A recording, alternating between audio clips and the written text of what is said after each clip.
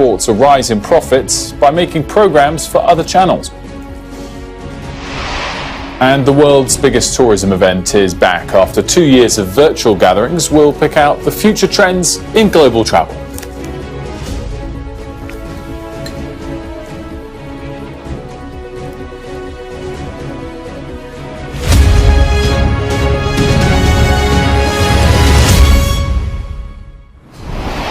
Good morning. This is Ian King Live. I'm Wilfred Frost with an hour of business and economic news now from the heart of the city.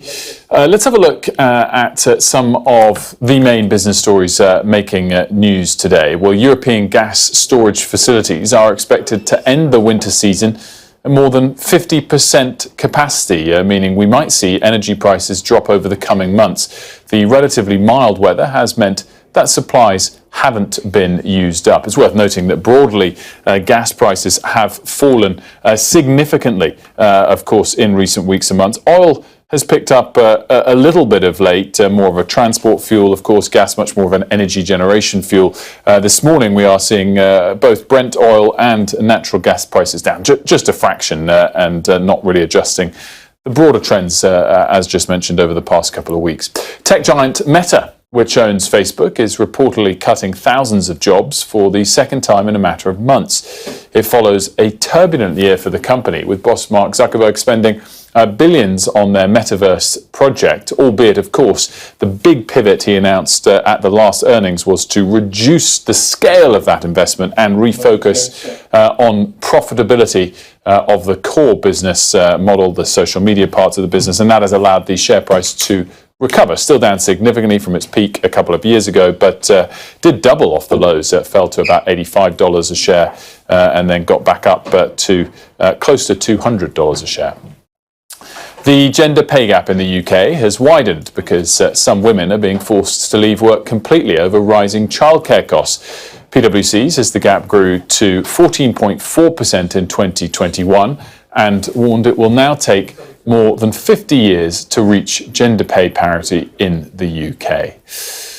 Right, let's have a check-in on how the markets are doing this morning and start off with a look at Asian trade, which in large part is seeing China and Hong Kong lower. Shanghai, as you can see, is down 1.1%. There were some comments from the foreign minister about US protectionism towards China and wanting to see that ease, or else it risks the chance of a bigger clash between the two nations in the months ahead. And that does come as we got import data disappointing from China today, perhaps unsurprising given that growing sense of protectionism between the two nations. If we now look at European trade, worth noting off the back of that China trade data that some of the luxury names in Europe are down today, and LVMH, one of them, down close to 0.5%. We've got those European markets coming for you in just a moment, and elsewhere in Europe we are seeing slight gains, but nothing too significant. 0.2%, as you can see there, pretty much across the board for Germany and France, although Spain and Italy there only fractionally higher by a matter of basis points. If we look at the FTSE 100, similar to what you saw there in Germany and France, up just slightly today. It's given up a bit of those early gains. It was up more like 1/3 earlier in the session. It's now up just a few percent today. Let's also have a look at currencies. The pound is stabilising of late at about 120 or so against the US dollar. It's been up and down, plus or minus $1 or so in recent weeks and months, but certainly well off those lows that it got touched around the mini budget last autumn, down at about 103, 104, and again off the highs that we saw a few years ago, closer to 130, 140. Also seeing not much move there against the euro, and not much between the euro and the dollar. The big focus for currency markets today will, of course, be when the Fed chair, Jerome Powell, testifies in front of Congress, and what we're likely to hear about his take on the recent rise we've seen in yields, and the fact that, of course, we've seen yields rise significantly, and whether he feels that's something he needs to address to calm the US market's expectations of where we go there. Of course, the rate from the Federal Reserve at the moment, 4.75%, 5%, compared to about 4%, or exactly 4% for the Bank of England at the moment. So we will listen to the Federal Reserve Chairman later today. That'd like to be the biggest factor for US markets, both currencies, bonds and equities. Let's look at crude oil prices. I mentioned that a little bit earlier. We're just down a fraction for Brent and up a fraction for WTI, and natural gas is essentially flat after sliding quite significantly in recent weeks. Are we going to take a quick break now? We might well do as we get some of our guests ready. No, in fact, we do in fact have one of our guests ready now. So let's move on to that. The world's biggest tourism trade fair is taking place in person for the first time since the pandemic. ITB Berlin comes as the travel industry rebounds, with the recovery, which began last year, expected to continue to 2023. We're going to have more on that story in a little bit later. Don't, in fact, have that particular guest ready yet. But record inflation may be changing the way individuals spend their money, but it's also making venture capitalists rethink their investments. Software startups are often seen as a quick way to make big returns. And I'm joined now by an investor who thinks the tide is turning. Michael Johnson, co-founder and general partner of Ox Venture Capitals, joins me. Thanks so much for joining me this morning. I guess my first big picture question for someone that's involved in investing early stage, particularly in the tech space, is have you seen a correction in the valuations of the companies you either target or are already invested in the same way that we've seen a big correction in public markets, in particular the tech-heavy NASDAQ? Good morning, Wilfred. Yes, very much so. There has been a significant correction in the valuation in the private markets, which sort of reflects the correction in the public markets. So the later stage you move in the private markets, the more grave the correction has been. So for the very late stage companies that are closest to an exit or an IPO, we've seen reductions by 75 to 80%. The ones that are sort of mid-market scaling up, probably 50 to 60%. And in the earlier stages, there's been a correction of somewhere between 30 and 50%. So very much so, yes. I mean, one of the extraordinary trends of the last decade or 2 decades has been companies being able to raise significant money in public markets as well as private markets, even though they're loss-making and likely to remain loss-making for quite a number of years going forward. 2 questions on that. Have some of those companies already raised enough capital to survive the slowing economy? And will we see that trend of funding those unprofitable companies now come to an end, or is it just a temporary blip that we're seeing at the moment? Yeah, if I may take a step back, I think the thing that's been fueling all of that is the availability of very cheap money, obviously fueled by low interest rates and very lax economic policies across the globe. As we're now in an environment where interest rates have come up significantly, we have rampant inflations and we have geopolitical uncertainty, the inflows of capital into this sector has been reversed quite dramatically, with investors being much more risk averse and seeing better yields in other asset classes.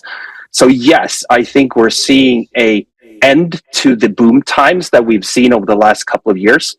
My estimate is that we'll see a reduction in the amount of money that flows into venture capital as a sector by 50 to 75%. That would mean moving back to the long-term 10-year median. And I do think, to your first question, that yes, there are companies who have financed themselves sufficiently to last through this storm, even if there isn't much more cheap money available. But the risk is that many of those companies will have been building on a culture and on a spending pattern of growth at all costs. And that is very difficult to get rid of and change tact.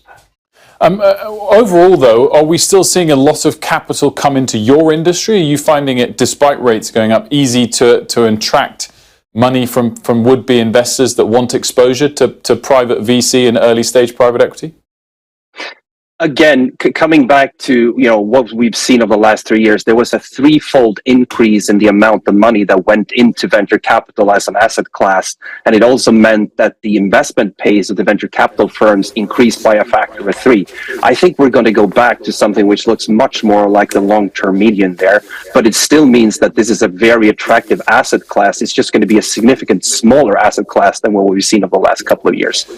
Talk to me about what you're seeing, public as well as private, in the differential between valuation multiples here in Europe, UK in particular, and the US. Of course, it's been attracting attention with a number of high-profile listings like Arm deciding to go for the US. Do you think that differential will persist, and what's driving it?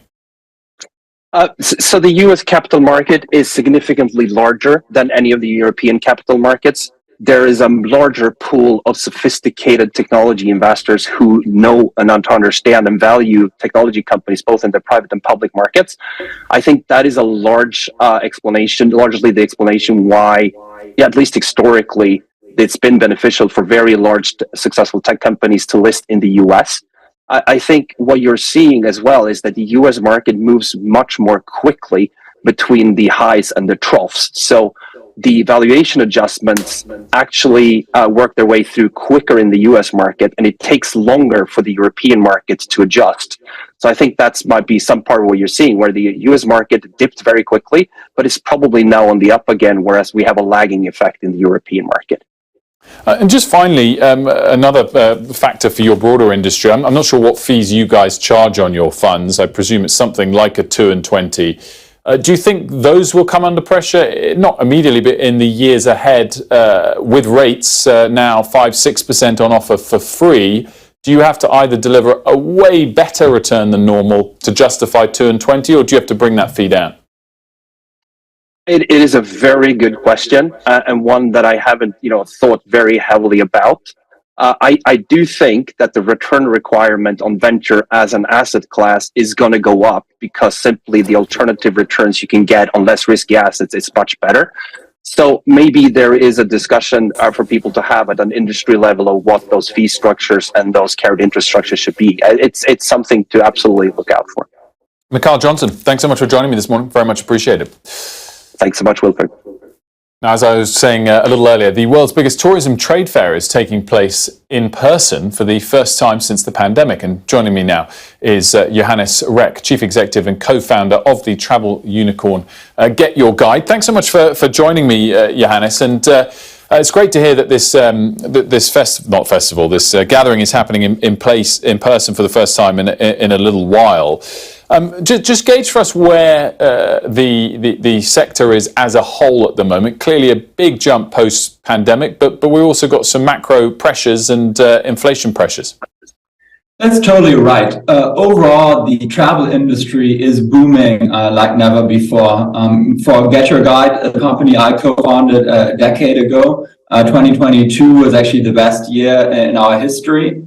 We are a global experiences marketplace, so what we experienced was actually zero revenues, for most of 2020 and 2021, and then a doubling of revenues in 2022 compared to 2019. If you look and zoom out at the broader leisure travel industry, you'll actually see it, jump back to roughly 2 trillion this year, which is pre-pandemic levels globally, and the online travel market as a whole, so anything that's being transacted online, growing to 500 billion, which is also a record level. So there's just tremendous tailwinds right now in leisure travel, because after sitting on their couches for 2 years watching Netflix, people are just incredibly hungry to go out and experience the world and connect with new cultures and just see new things and explore new things. And so you have no fears at all about economic slowdowns impacting the demand for travel? Not for now. If you look at the 20, 30-year trend curve, we were still over-indexing on physical goods and under-indexing on leisure travel and experiences. The trend line that was pretty constant from 2012 all the way to 2019 is still not reached. So also with the lead indicators of more flight capacity being added, more hotel and vacation rental capacity being added, more experienced operators around the world getting on the grid and being online.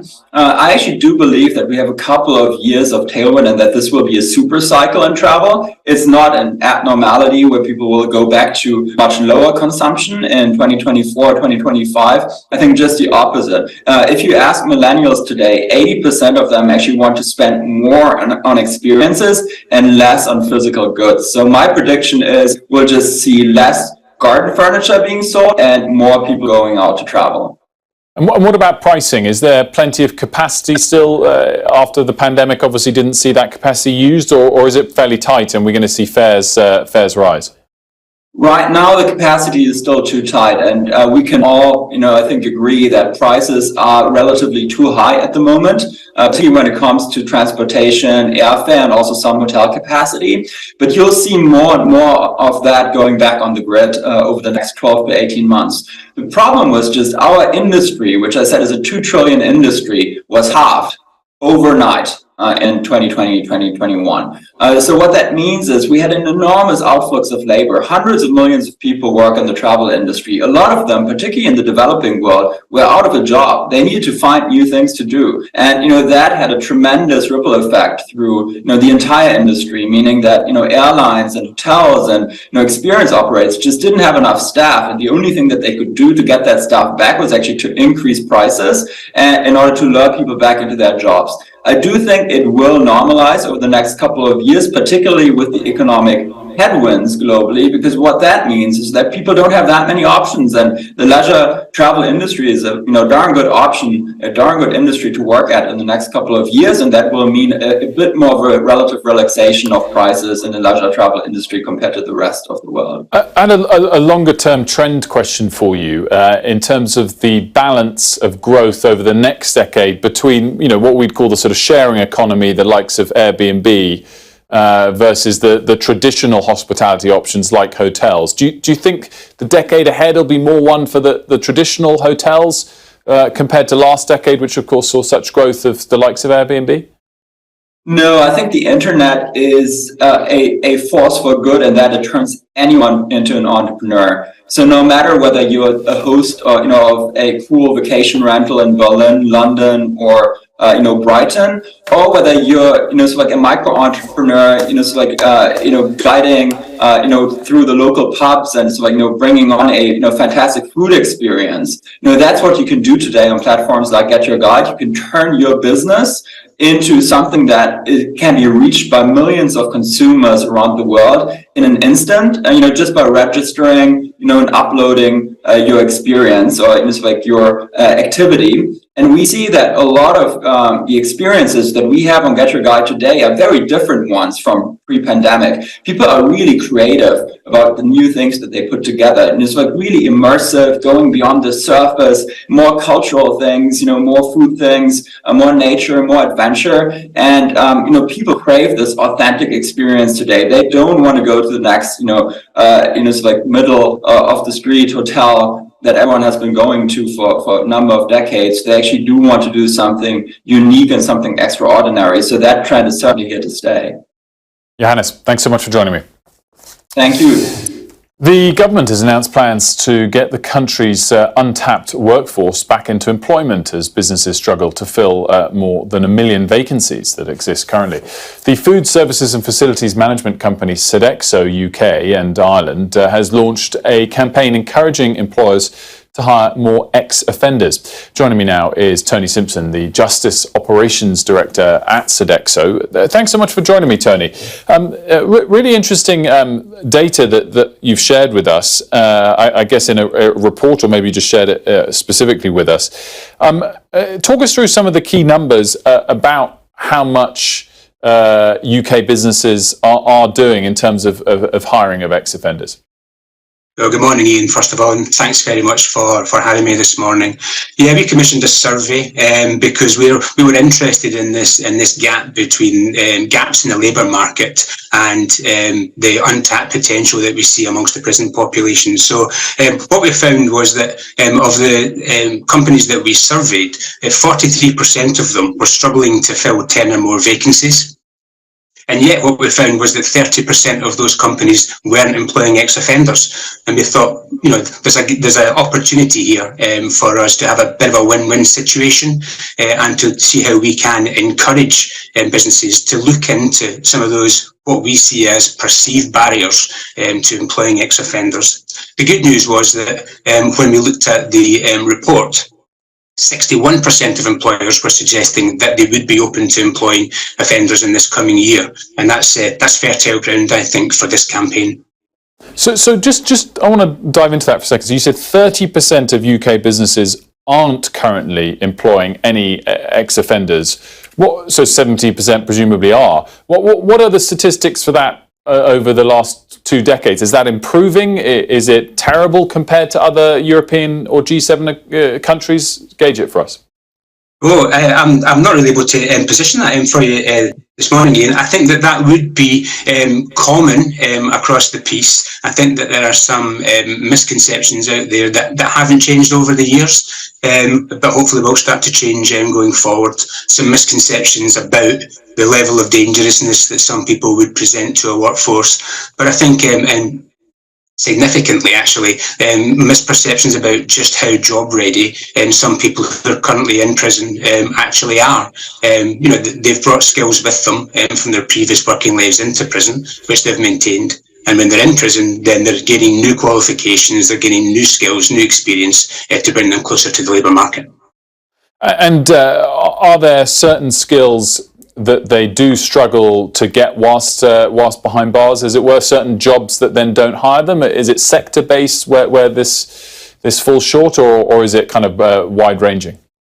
Yes, what we found is that in our research that what industry was wanting were skills around about IT, cleaning, data administration, warehousing, call centre, skills such like, and actually most of those are applicable in prison.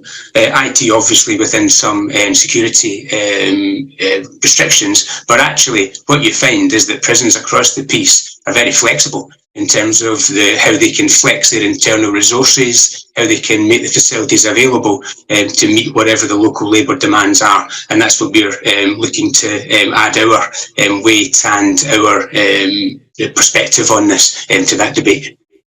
And we mentioned at the top that there's a million or so jobs on offer that aren't being filled at the moment.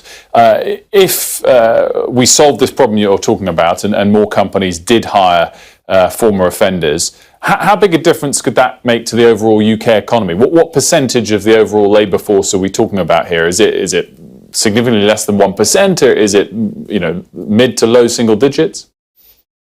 So I wouldn't have the percentage, but if you think that the reoffending rate when adults leave prison at the moment is 39%, and that people who go into a job are about 9% less likely, and then if you transpose to say that around about 45,000 people every year are released from prison, then that's a significant part of the workforce that, if they found themselves in law-abiding lives with a good job, then that actually contributes much more to positively to society.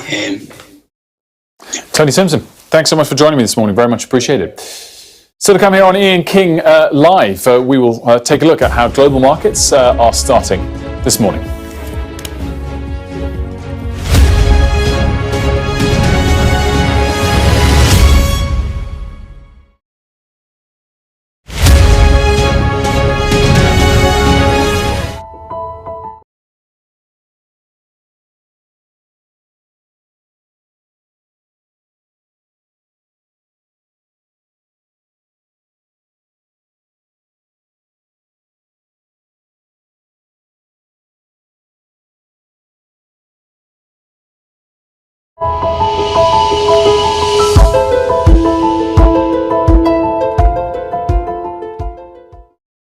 I'm Stuart Ramsey and I'm Sky's chief correspondent. I think it's a procession of the Taliban. Yes, it is. There's the white flag. We saw snatch squads going in, grabbing people and putting them in for trucks. You either live and recover or you die. Okay, so that's like a war. That's the war, yes. We help you understand the world with us. For the past 24 hours, the soldiers have been attacked on a number of occasions. It's really sending a clear message that Venezuela is eager for change. We're being crushed. We take you to the heart of stories that shape our world. They were convinced the United States would become hooked. Well, they were right. An enormous explosion has just come down. I think it was a monster just landed in between us. The information on this could bring down the entire network. not just in Iraq and Syria, but across the world.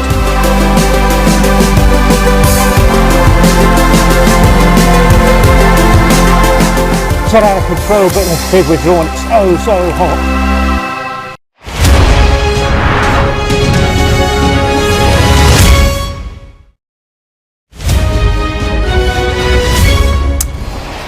Welcome back. Let's get the latest news in the markets with Guy Foster, Chief Strategist at RBC Brewin Dolphin. By the way, the FTSE's up, 0.1%. Broader Europe up a little bit more than that as things stand. Very good morning to you. Thanks so much for joining me, Guy. So let's just touch on domestic issues first of all. And a bit of data out this morning, some conflicting trends. What are the headlines for you so far? Well, so far this year, of course, and particularly over the last month, there's been some sort of positive momentum in the economy, which I think has come as a bit of a surprise to most forecasters, certainly most economists. And that's continued. We had the British Retail Consortium survey of shop sales, which is a reasonable sort of indicator of how retail sales are going to go for the country as a whole. That picked up a little bit, so it's really still fitting with this idea that actually the economy is not quite as weak as had been expected. And I suppose similar is the fact that house prices rose in the month of February. And there's quite a link between house prices and retail sales. When people feel wealthier, they tend to spend a bit more. So that probably bodes quite well again for consumer activity going forwards. So relatively good news on the economy. I guess the flip side for that when it comes to the market is whether that gives the Bank of England a little bit more confidence to keep hiking interest rates. What's been the latest over the last week or so in terms of commentary from key MPC members? Well, we actually had Catherine Mann. She's obviously one of the more hawkish members. She was speaking just an hour or so ago. I mean, there's no great surprise. If the economy is doing a bit better, then naturally policymakers are going to be keen to sound cautious on that. So I definitely think, well, at the moment, we're expecting another 0.25% increase at each of the next two meetings, a bit vaguer thereafter, but obviously stronger house prices, stronger consumer activity, it certainly will make policymakers quite careful. So Bank of England rate obviously is at 4% at the moment. The Fed in the US already ahead of that, 4.75, and we'll hear from Jerome Powell today in front of Congress. And this all comes at a moment where yields globally, but particularly in the US and in continental Europe, have shot up over the last couple of weeks, implying that the market thinks these rate hikes are going to keep going. I mean, how key is what Jerome Powell says to set expectations on that front today? I think this will be a really important speech or set of discussion points that Jerome Powell gives because he's not spoken to the market really for about a month now, and it has, as we mentioned at the beginning, it's been a month in which the economy has performed really surprisingly well. And what you've seen in terms of people's interest rate increases is not just the sort of near-term ones that they're expecting more and more rate increases in the short term, but really also over the long term as well. So this sort of idea that actually maybe interest rates more generally might need to be a bit higher than people had expected. And one of the factors here is the way in which monetary policy affects and interest rates affect the real economy. In the UK, for example, there's actually a declining number of homes that are purchased with a mortgage, and that sort of blunts the way that interest rates transmit into the economy. In the US, they're held on these very long-term 30-year fixed-rate mortgages, so it's only anyone buying a new house who's affected by higher interest rates in the US. Very different from in the UK, but again, it sort of blunts the effectiveness of the interest rate increases that we've seen so far. But there's more consumer debt and credit card debt as well, which is a slight offset to that otherwise overarching point. Guy, thanks so much for joining me. Very much appreciated. So to come here on Ian King Live, I'll be speaking with the head of the UK Manufacturers Union. He calls for the government to reset the relationship with the European Union.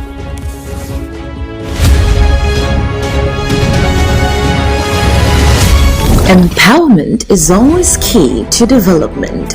Doing good outreach under the auspices of His Royal Highness Osi Ejiotakpo VII presents Avatime Youth Empowerment Outreach 2023 with the theme Run to Jesus, Your Only Savior, Acts 10 verse 38. Date is Saturday the 26th of March to Saturday April 1st, 2023.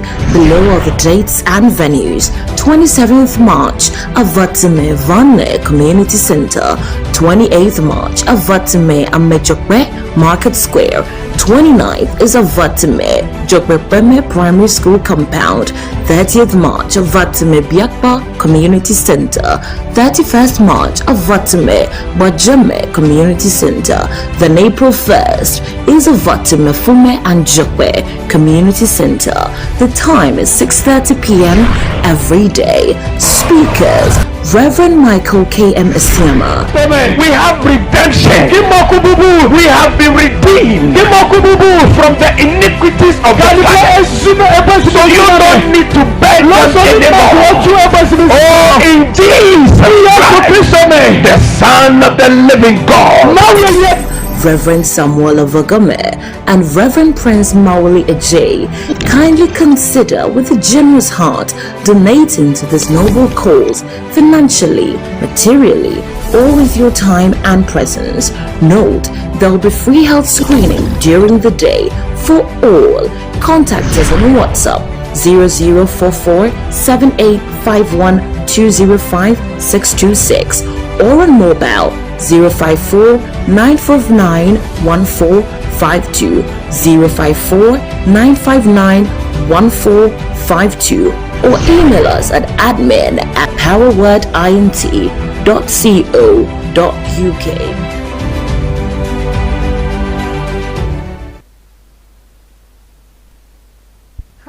It's your girl BB Clement, the author of How to Go from Employee to Entrepreneur and the host of your weekly business show, BB Means Business, the show where we discuss everything you ever wanted to know about business but you were afraid to ask. How do I start my business? How do I raise the finance? How do I grow my business? Where am I going to find my customers? Join me every Tuesday at 1:30 p.m. on Starr Radio UK to get all the information and tips that you need to become a successful entrepreneur and become financially free. Remember, don't let life dictate to you. Rather, put your signature on life. Hi guys, this is your friend Uruj from SendWave. SendWave is a money transfer app that is used by people all over the world to send money to their loved ones in Africa. With SendWave, you can send money to Ghana, Nigeria, Kenya, Uganda, and Tanzania. And the best part is, SendWave is absolutely commission free. Our exchange rates are excellent. You can see for yourself by checking them out on our website. So how do you use SendWave? SendWave is an app that you can download onto your phone from the App Store or Google Play Store. The app is free to download. After downloading it, just open the app and enter your name, email, and phone number. That's it. You're good to go. Make sure you use the promo code SR. S for Star, R for Radio. This promo code will give you £5 free credit to send to Africa on your first transaction. Your money will be delivered to your recipient within seconds. Feel free to call me on 0749 7377 647 at any time. I'll be happy to tell you all about SendWave and help you in any way I can. Remember to use the promo code SR for £5 free credit. Getting onto the property ladder has never been easy until now. Join us this and every Thursday from 7 p.m. to 8:30 p.m. live on the Property Hour show on Starr Radio UK, where we talk to mortgage brokers, property developers, estate agents, landlord, tenant, property consultants on how to invest or get into the property business and make money. You can't afford to miss this. The Property Hour show is your best source into the property industry. Check me out. He tells me my energy is making him tired. Yes! How do you get the energy to do that? I've been told that I have a lot of energy, but my goodness, I think today I have met my match, people. I have met my match, Miss Suzanne. Wow, amazing. One of the things that's the start of the darkness. Of darkness. So what did that myself and the world will adjust. And 2019, Forget the proverbial boardroom. Join me, Simone Frazier, on The CEO, the program that gives you the driving seat over your life. Every Tuesday, 8 p.m. only on Starr Radio.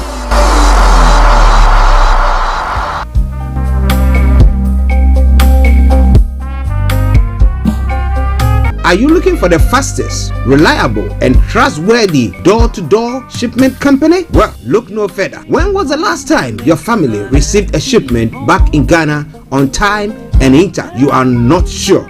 Well, Lamb Shippers, we pride ourselves with being the fastest, reliable, and trustworthy shippers you can use. You are assured of a prompt pickup anywhere in the UK by our personnel. They also make sure your items are well packaged to get to its destination intact. When it comes to door-to-door shipment, look no further. Well, Lamb Shippers, contact us on 07939009321 or 07498911820. Or you can visit our website www.welllamp.co.uk. You can also drop us a mail, info@welllamp@gmail.com. Well Lamp Shippers, fast, reliable, and trustworthy.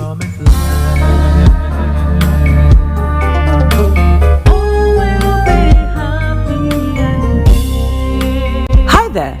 Are you dreaming of owning your own house in Ghana? Then you will need a well-documented piece of land that is free from troubles. I highly recommend My Africa Property for any size of land that you will need. With My Africa Property, lands are available in Pram, Sopoli, Tohenia, Ogome, Dodova, Winneba, and many other locations at affordable prices. These locations are about an hour away from the airport, only 35 minutes from the motorway, 10 minutes drive from Central University College, 10 minutes drive to the beach, and close to Pram Senior High School and Ghana Men's Soccer Center of Excellence. For more details, visit our website www.myafricaproperty.com or call our UK office on 0208 123 2523. For our US and Canada offices, call us on +1 585 184 994145. You can also email us at ghana@myafricaproperty.com.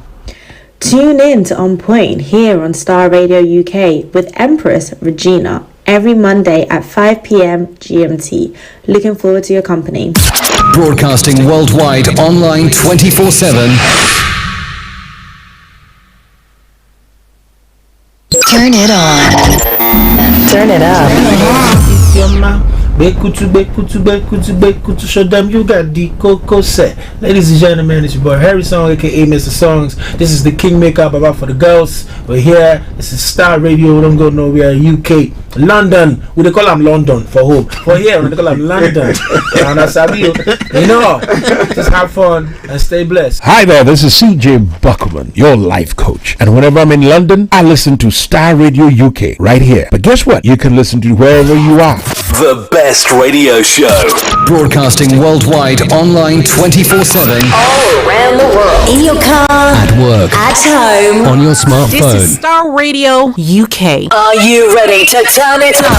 10, 9, 8, 7, 6, 5, 4, 3, 2, 1. Birds flying high, you know how I feel. Sun in the sky, you know how I feel. Breeze drifting on by, you know how I feel. It's a new dawn, it's a new day, it's a new life for me. And I'm feeling good. Hey there, this is Archie, and it's a Starr Radio UK and the morning show.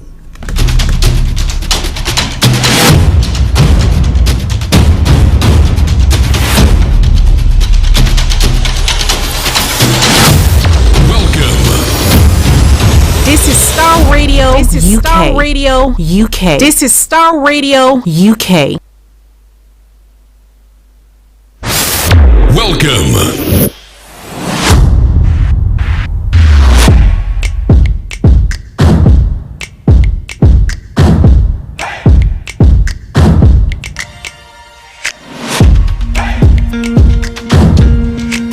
Broadcasting worldwide, online 24/7. Love for you runs deep. All of you makes my heart beat. You make a doubt they fade. Jesus, and that's what makes you great. You hold the world in This is Starr Radio UK. The hand that made me who I am. Same God now, yesterday, and forevermore. And that's what makes you great. You are God. You will never change. You remain the same to the end. To the end. You are God. One who took my pain, took away my shame. Lord, you reign. That's why forever call you great. Great are you, Lord. Great are you, Lord. Great is to be praised. Great are you, Lord. Great are you, Lord. This is Starr Radio UK. Okay, and let me say good morning, good afternoon, good evening, good dawn to you wherever you might be on planet Earth, and those of you on other planets as well. We want to salute each and every one of you, and once again welcome you to the Tuesday edition of the morning show. I hope that you are all doing very, very well today. And that's what makes you great. And also heads in Ghana or other parts of the world. Why? Because you are tuning to Starr Radio UK, your favorite African and Caribbean radio station in London. And also good morning to my team this morning, Mr. Olayomi, Koiki, and Mr. Francis Gaye, our able producer. It's a massive good morning to you all. To my brother Felix and Kojo D as well. Wherever you are, gentlemen, massive good morning to you. Masai Manuel Chidi, good morning. Anthony Adedeji, good morning. Sam Sudin, Oladipupo, good morning to you. Pastor Momo, good morning. Aziz, good morning. And all and Sandri, good morning to you. And once again, welcome to the Starr Radio UK Morning Show. Share the broadcast with your friends and loved ones and invite them to like our pages. If you don't know, now you know. I remain yours sincerely, the one and only Archie. Now, for the program outline, for those of you who have tuned in for the first time on a Tuesday morning to listen to us, this is how the program goes. I'm going to bring you the quote for the day, the weather forecast will follow suit, then the travel update as well. We'll move on from there to have a look at some of the stories making the rounds across the globe, known as Global Trotting. Then at 11 o'clock, yes, Mr. Olayomi Koiki will be coming your way today. Yesterday, because of the Ghana Independence Day coverage that we're bringing you from the Croydon Town Hall, he had to just decide to just take the back seat. And but this morning, he's going to be joining us. Then we continue from there and then look at some of the other stories making the rounds after the updates from Nigeria. At 12 o'clock, the lines are open for you to add your voice to the discussions. Then at 12:30, we'll bring the curtains down for the end of the program. So in Nigeria, that's what's going to be happening today. So wherever you are, don't touch the dial. Keep your dial so logged on Starr Radio UK. Just share the broadcast with your friends and loved ones, and that will make my day. Thank you very much, and once again, welcome. Now, the quote for the day says, hard work is an essential element of labor. Hard work is an essential element of labor. You will never change. So, are you working hard enough? Or it's one of those things that you're doing? Starr Radio UK. You are God.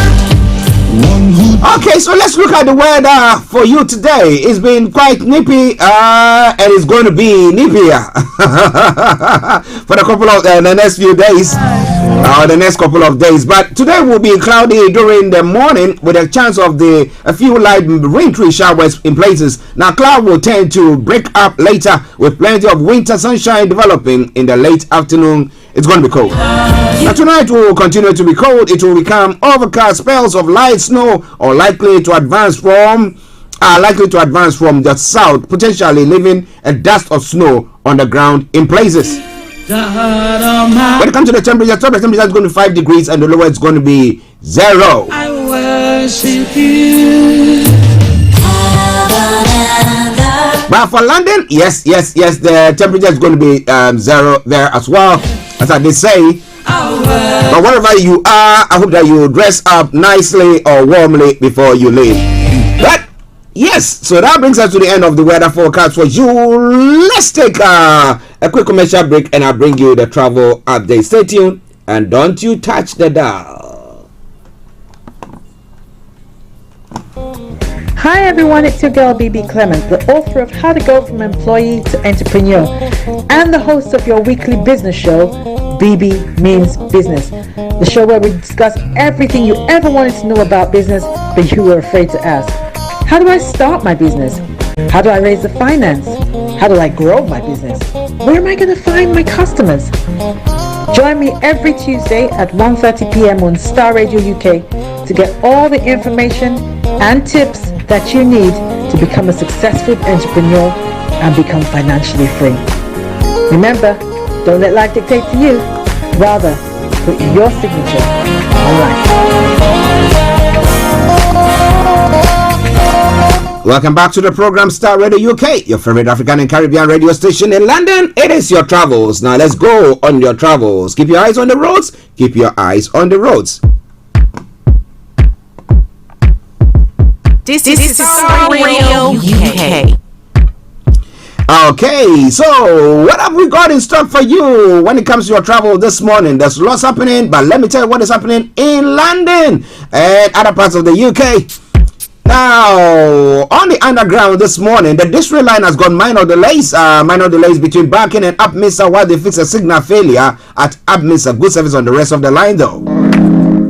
Elizabeth line has also got some delays, minor delays due to earlier faulty train. And then Hammersmith and City lines, minor delays due to train cancellation. That aside, the Jubilee line has also got some delays due to train cancellations. But all the others are running on good service. Now, London Overground, London Tramlink, good service there as well. They are good service. Now, moving on straight to the major roads in London. What's happening there? On the major roads in London, A23, A24, A4, Central London Red routes have got closures. Now, when it comes to A1, A13, North Circular, A406, I will advise you if you can avoid it, do your best to avoid it because it's got serious delays. However, all the others have got no exceptional delays there, so travel carefully. Now, on the riverbank this morning, good service throughout. The London cable car is also running a good service throughout there. And to the final segment of the travel updates, that is the National Rail. And what have we got in stock for you? On the National Rail this morning, transport for Wales has got minor delays. That aside, all the others have got good service. And that's what I like to put across to you so that I know that you are enjoying your travels wherever you are. But if you're not, continue to keep your dials logged on Starr Radio UK because as and when there are any changes, I promise you one thing for sure, we're going to bring it to the fore.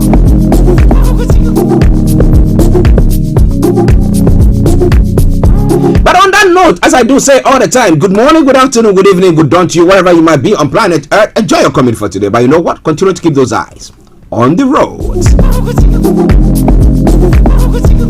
Hi everyone, it's your girl BB Clement, the author of How to Go from Employee to Entrepreneur and the host of your weekly business show, BB Means Business. The show where we discuss everything you ever wanted to know about business but you were afraid to ask. How do I start my business?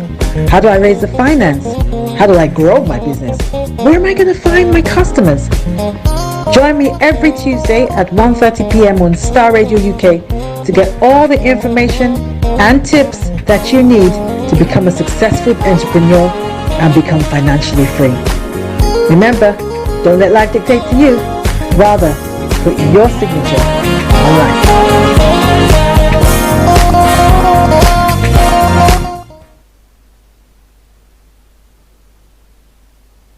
People all over the world to send money to their loved ones in Africa. With SendWave, you can send money to Ghana, Nigeria, Kenya, Uganda, and Tanzania. And the best part is, SendWave is absolutely commission-free. Our exchange rates are excellent. You can see for yourself by checking them out on our website. So how do you use SendWave? SendWave is an app that you can download onto your phone from the App Store or Google Play Store. The app is free to download. After downloading it, just open the app and enter your name, email, and phone number. That's it. You're good to go. Make sure you use the promo code SR. S for Star, R for Radio. This promo code will give you £5 free credit to send to Africa on your first transaction. Your money will be delivered to your recipient within seconds. Feel free to call me on 0749 7377 647 at any time. I'll be happy to tell you all about SendWave and help you in any way I can. Remember to use the promo code SR for £5 free credit. Medasse. Everywhere you go, Afrobeat reggae dancehall taking over. Everywhere you go, Afrobeat reggae dancehall taking over. Yo, what's up, people? This is a boy Raskin Bobo One. Tune in every day, every night at the Star Radio UK with the big man them Archie. When I say Orta, you say fire. Welcome back to the program Star Radio UK, your favorite African and Caribbean radio station in London. Now 9 minutes to the top of the hour, and it's time for Global Trotting. So what is happening when it comes to Nigeria? Some of the stories that we're going to be looking at pertains to war. Now several parts of Abuja will experience blackout on Tuesday. That's what the AEDC is saying. The blackout will be experienced between 10 a.m. and 2 p.m. on Tuesday. So those of our listeners are listening to us. I know that some of you might be. I mean, those of you in Abuja listening to us, be cautious of so that you don't lose your charge. But I know it's a worthwhile venture that you are in listening to us. So we want to say thank you very much if you are in that part of the world. But for your information, and you can share that with your friends and loved ones as well. Now, Spain has reduced Nigerian and other African migrants' entry by nearly 60%. Now, we had a story where the Tunisia president was made some statement, and because of that, they started being nasty to migrants there, especially black migrants. And we've been condemning all that, but it's gotten to a point where now we got Spain also doing so. Why are they not allowing people, granting them visas to come to that country? Why? We'll be telling you more about that as well. And then policeman standing trial over murder of Lagos lawyer knows fate April. Will know his fate by April the 3rd. And selling Nigeria, Atiku supporters march to protest presidential election results. And as I did say yesterday, we did bring you that when they went to the INEC headquarters. But Atiku did say something the day before yesterday, saying that, you know what, you are trying to, he said that as the INEC chairman said, we are going to make sure that those who were sort of, let me put it this way, biased or error, who did not do what they were supposed to do when it came to the elections, the presidential elections on the 25th. This time around, they're not going to allow that to happen. They're going to get rid of them. And he's been asking the question: how are you going to be getting rid of them? Who are those? Have you identified them? And so why are we saying that if that election was flawed, why are you not accepting that they're doing something about it? Well, he's saying that, you know what, that one is gone. Let's rule a line under that and let's start afresh. But what do you think? So coming your way from Star Radio UK, it is your favorite African and Caribbean radio station in London. Now, when it comes to other stories as well, please declare Ebonyi governorship candidate Bernard Odo wanted for murder, and Wike gives reason for supporting Tinubu and Obi. And then Lagos Bode George Akerele Buckner, others endorse LP governor candidate. Well, more going to be coming away from there. Now, moving on straight to some other stories making the rounds on the African continent. Fight against insurgents. Burkina Faso announces curfew. Well, if that will work for them and give the protection that the people need, why not? The question is, why not? Well. And malnutrition in mothers saw in 12 countries putting women and babies at risk. That's what the UNICEF is saying. And South Africa's leader, Reshuffle cabinet, unveils new electricity minister. Well, they are experiencing doomsday as well, or Nepa. What is happening there? In the Central African Republic, ex-president Francois Bozize arrives in the country. We'll be telling you more about that during the course of the program as well. Now, moving on straight to some other stories making the run. Military reportedly stormed a Sherman after soldier was killed. This morning when I was monitoring that story, because that time the military were there bashing residents in that particular area, we were not sure what was going on. And a ghastly accident at the Tetekwashi interchange has killed 1 and injured 7 others. Now, what caused that? We'll be telling you more. But Akufo-Addo delivers State of the Nation's address tomorrow. I will be monitoring that very, very closely. But whatever it is, well, he says that, you know what? I inherited an economy that wasn't that good enough. So, you know, where we find ourselves, be rest assured, I'm going to make sure I take you out of that. But what do you think? Well, 66 years on, and where do we find ourselves? Do you think that is good enough? Well, it is all coming away from Starr Radio UK, your favorite African and Caribbean radio station in London. Now, the ex-president, John Mahama, and the flag, it's at the moment, it's not the flag bearer, okay? It's going to be, it's one of the contenders, so until he becomes a substantive, let me say, okay, the former president, John Dramani Mahama, has said that ex gratia, when he takes power, if he wins the 2024 elections, he's going to scrap it. Now, the question is it right? Some are saying that are condemning him for that. What do you think about all that? We live in a country where we don't have the means. We are not managing the finances well. However, if somebody comes out to say, you know what, we need to cancel that. We don't the opulence and everything. We need to look at it differently. Then people bash them. Why? Is it because they are enjoying it or what? All right, then. So we'll be telling you more about that. And I will want to know your take about that as well. But this all coming away from Starr Radio UK, your favorite African and Caribbean radio station in London. In other parts of the world, Ukraine hunts Russian killers of unarmed smoking soldier. Now, footage appears to show the unarmed Ukrainians saying "Glory to Ukraine" before being shot. Interesting. War crimes. Now, suppressing China won't make America great, Beijing is saying. The US seeing China as a primary rival is like putting the first button in the shirt wrong. Oh my! So China is saying that this country is not for turning. All right then. Now Japan destroys new rocket minutes after lift off. Now the rocket failure to launch is a significant blow to the country's space plans. Well. It's all coming away from Starr Radio UK. Fuel deliveries blocked in French pension strike. Now unions claim a full blockade of refineries as protesters aim to bring France to a standstill. And in Atlanta, police charged 23 with domestic terrorism. Now protesters used fire bombs and rockets to attack officers during a music festival. That's some of the stories making the rounds, and we'll be telling you more about others. But for now, just stay tuned. Let me bring you to the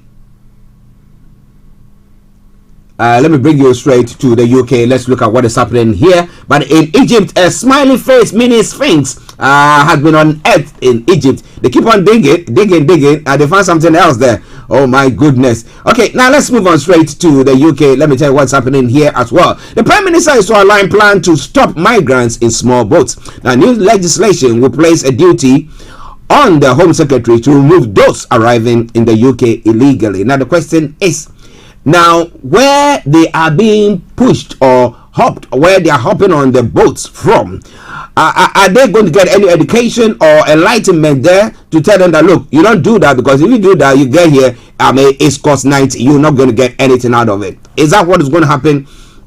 Well, lots more going to be coming your way. Mom angry over delay in finding crash victims. We did talk about that yesterday. And tech shows Hancock back finding threat to Tory MP. The then Health Secretary discusses blocking the disability unit in MP's town ahead of vote on COVID tears. You know, they do all sorts to make sure that they get policies and things like that true. I mean, when it came to getting Brexit done, didn't they do all sorts? Weren't they doing all sorts? So they all do all sorts. Well, is it the right move?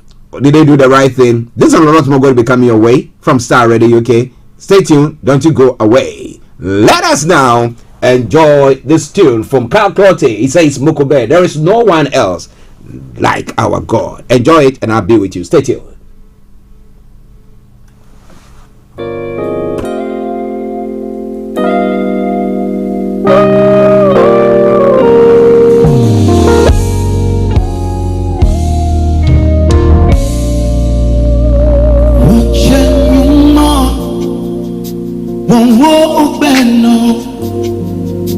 Niebo osele mokobe wachanyumo wangopeno Niebo osele mokobe mokobe mokobe Niebo osele. This is Starr Radio, UK. Oh,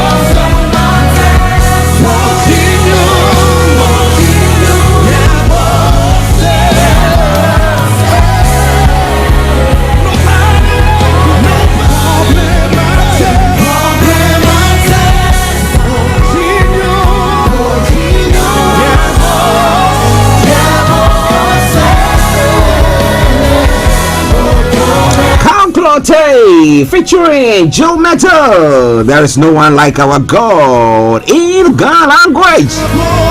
One of Ghana's numerous languages, you know. But it's all Starr Radio UK, your favorite African and Caribbean radio station in London.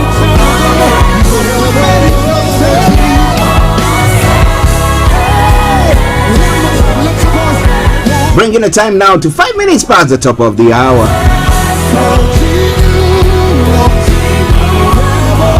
And whatever it is that you're going through, I hope that I'm making your morning.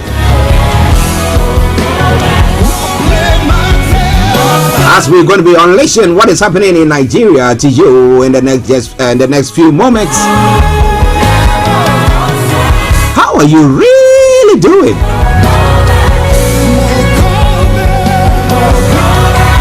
But once again, thank you for joining us. Now go a step further by sharing the broadcast with your friends and loved ones. And also invite them to like our pages as well. Starr Radio UK. I don't know, but it seems that Yomi is frozen. Yomi, are you frozen or are you still there?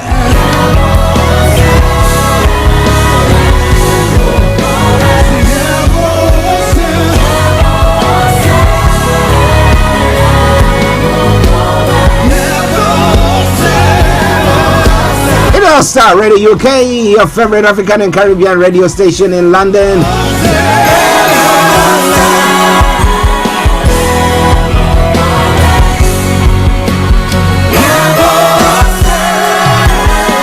Behind him, beside him, there is no one like our God.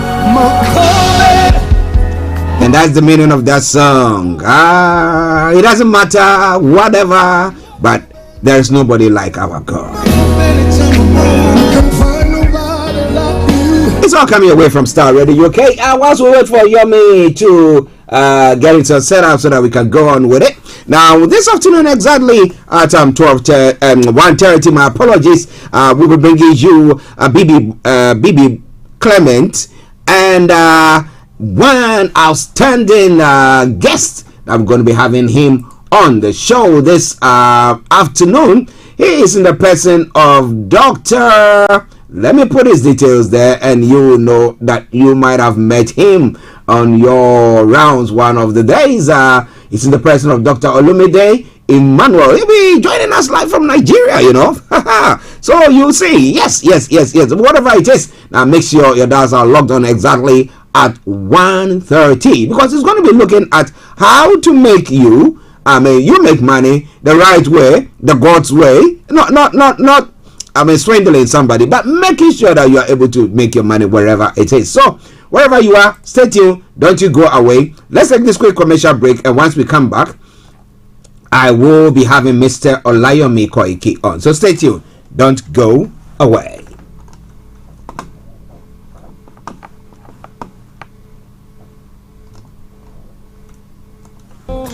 Hi everyone, it's your girl BB Clement, the author of How to Go From Employee to Entrepreneur and the host of your weekly business show, BB Means Business, the show where we discuss everything you ever wanted to know about business but you were afraid to ask.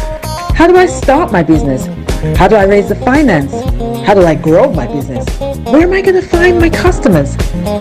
Join me every Tuesday at 1:30 p.m. on Starr Radio UK to get all the information and tips that you need to become a successful entrepreneur and become financially free. Remember, don't let life dictate to you. Rather, put your signature on life. Hi guys, this is your friend Uruj from SendWave. SendWave is a money transfer app that is used by people all over the world to send money to their loved ones in Africa. With SendWave, you can send money to Ghana, Nigeria, Kenya, Uganda, and Tanzania. And the best part is, SendWave is absolutely commission-free. Our exchange rates are excellent. You can see for yourself by checking them out on our website. So how do you use SendWave? SendWave is an app that you can download onto your phone from the App Store or Google Play Store. The app is free to download. After downloading it, just open the app and enter your name, email, and phone number. That's it. You're good to go. Make sure you use the promo code SR. S for Starr, R for Radio. This promo code will give you £5 free credit to send to Africa on your first transaction. Your money will be delivered to your recipient within seconds. Feel free to call me on 0749 7377 647 at any time. I'll be happy to tell you all about SendWave and help you in any way I can. Remember to use the promo code SR for £5 free credit. Medasse. Welcome back to the program, Star Radio UK, your favorite African and Caribbean radio station in London.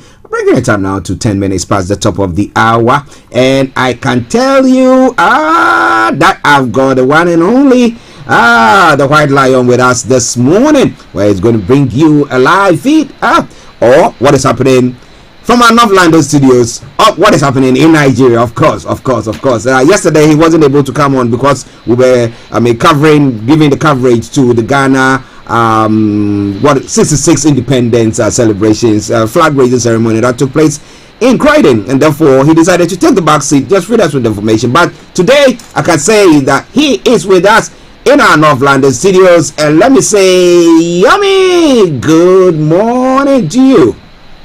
Well, a very good morning to you, Mr. Archie. Good morning to all our listeners and viewers from around the globe, and welcome once again to the finest African and Caribbean radio station in London. It is the 7th day of the month of March 2023. It's just about 11 minutes past 11 from London, and that's about an hour ahead in Nigeria. I say good afternoon to those of you that have joined us in Nigeria, and those that have joined us on the sister broadcast as well. I say very good morning and good afternoon, and welcome again to the Star Radio UK, the finest African and Caribbean radio station in London. Yes, we want to thank every one of you on the other sister platforms all listening to us. Share the broadcast with your friends and loved ones, and by that way, you make me very happy, right? Good. Now, how are you and how was the family as well?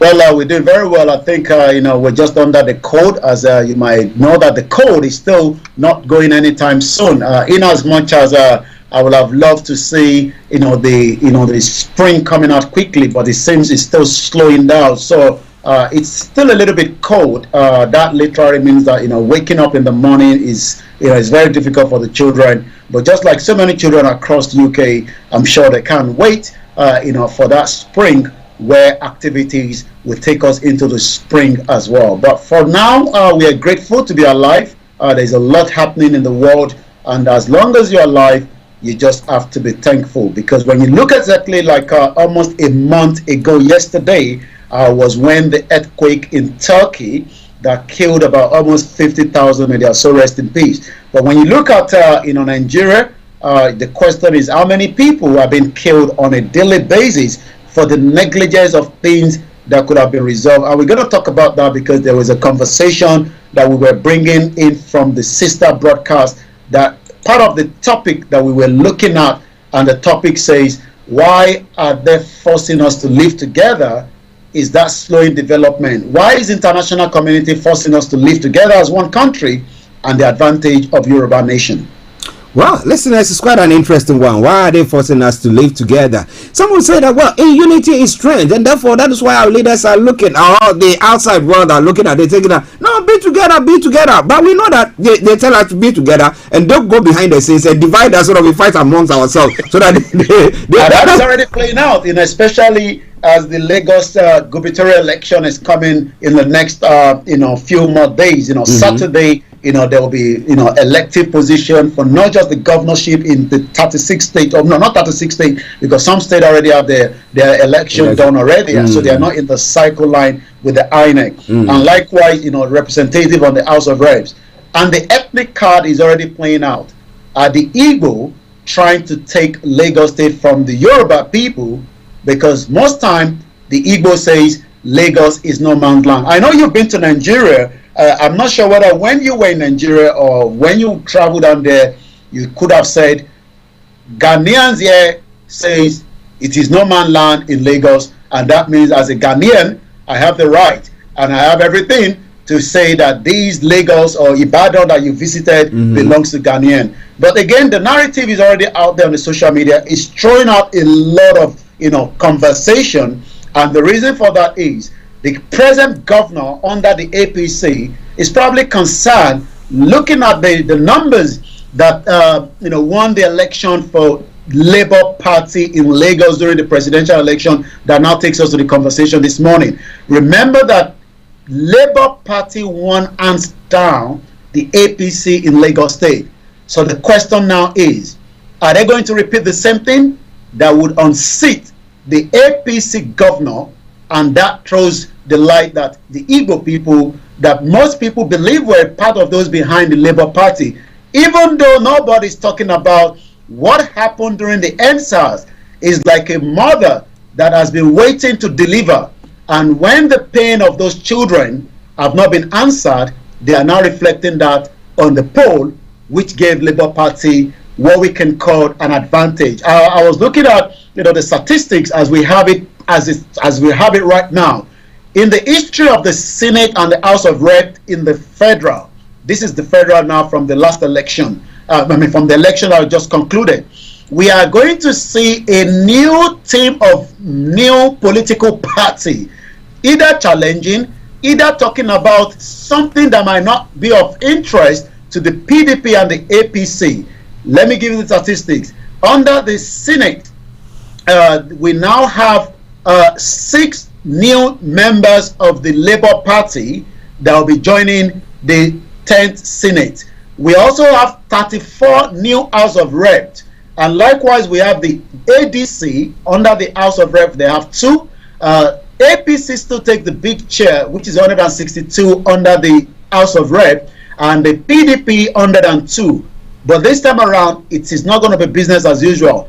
So a lot of these narrative is playing out that the Igbo wants to take Lagos State, and is becoming a big conversation among the Yorubas and the Igbo. Are the politicians playing the same game? Or like we say, are the international community playing this ethnic card, knowing fully well that Yoruba is Tinubu, he has won the president, but it seems that Peter Obi, coming from the Igbo side, is changing the narrative in Lagos State, and some Yorubas don't like that. Wow! In unity and strength, is that true? Or they tell us to unite, and behind the scenes, as we were saying earlier on, there are some people in doing all their best to bring about confusion so that they can sell to us, and then we will not go anywhere. And if that is what is happening, if I'm being marginalized, why don't you let me go or decide my own destiny? After all, the old Bob Marley, they say something, everyone has got a right to decide his own destiny. So why are the people not being given the chance, a referendum for them to say, look, this is what we want to do? And if they go and the people say that, look, majority of us still want to remain, and then they will remain. What do you think about all that? Well, it is Starr Radio UK. It is your favorite African and Caribbean radio station in London. All right then. I can see Pastor Olamide trying to call. But Pastor Olamide, thank you very much. But we will see you in the afternoon. I know that he's trying to call, but I will send him a message. He's going to appear on BB Clement's program. So yes. Now, Yomi, so we know that after these elections, we've happened to see the PDP going on demonstration. We have the Labour Party supporters all angry about what took place. But the INEC did make a statement yesterday. The INEC chairman did make a statement saying that, you know what, this gubernatorial election that's going to be taking place on Saturday, what we're going to be doing is that all those people who were not doing what they're supposed to do, ironic, whether those who were working at the polling stations or this is from the INEC, will all be getting rid of. And the PDP are saying that it's like giving medicine to somebody who is already dead. Because if you knew that there were activities that happened that does not authenticate the election that took place, then why did you declare Tinubu as the winner of that election? Why didn't you actually annul the election as the former president Olusegun Obasanjo was saying? Yomi. Well, the INEC chairman has got a lot to still answer. In as much as under the constitution, that governs the INEC chairman, he gives he declares who becomes, the president, and likewise, a lot of other House of Reps and senators. And as the gubernatorial election, which is taking place on Saturday, the 11th of March, is also coming closer, the question is still hanging around his neck. And as much as a lot of Nigerians are not pleased with the outcome, but one thing is, the election result has been declared. And whatever is now hanging, you definitely have to go to the court, to push whether INEC was right or wrong.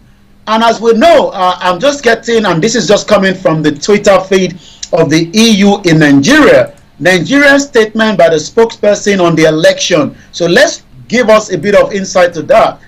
According to the headline, Nigerian statement by the spokesperson on the election, the European Union welcomes Nigeria's commitment to democracy and the announcement of the result of the 25th February elections by the Independent National Electoral Commission declaring Mr. Bola Tinubu as president-elect. As the process continues, the European Union is encouraged that all presidential candidates, political parties are upholding the rule of law by seeking to solve their differences through the established legal means. Again, you can see that just as what Americans have said, what United Kingdom have said, the whole body of the EU, known as the European Union, is also saying that if you think or you believe that this election has not been conducted, to the right way that to give you the result, please seek to solve their differences through the established legal means. And the question is, what established legal means? A legal means that have not been respected by the same government.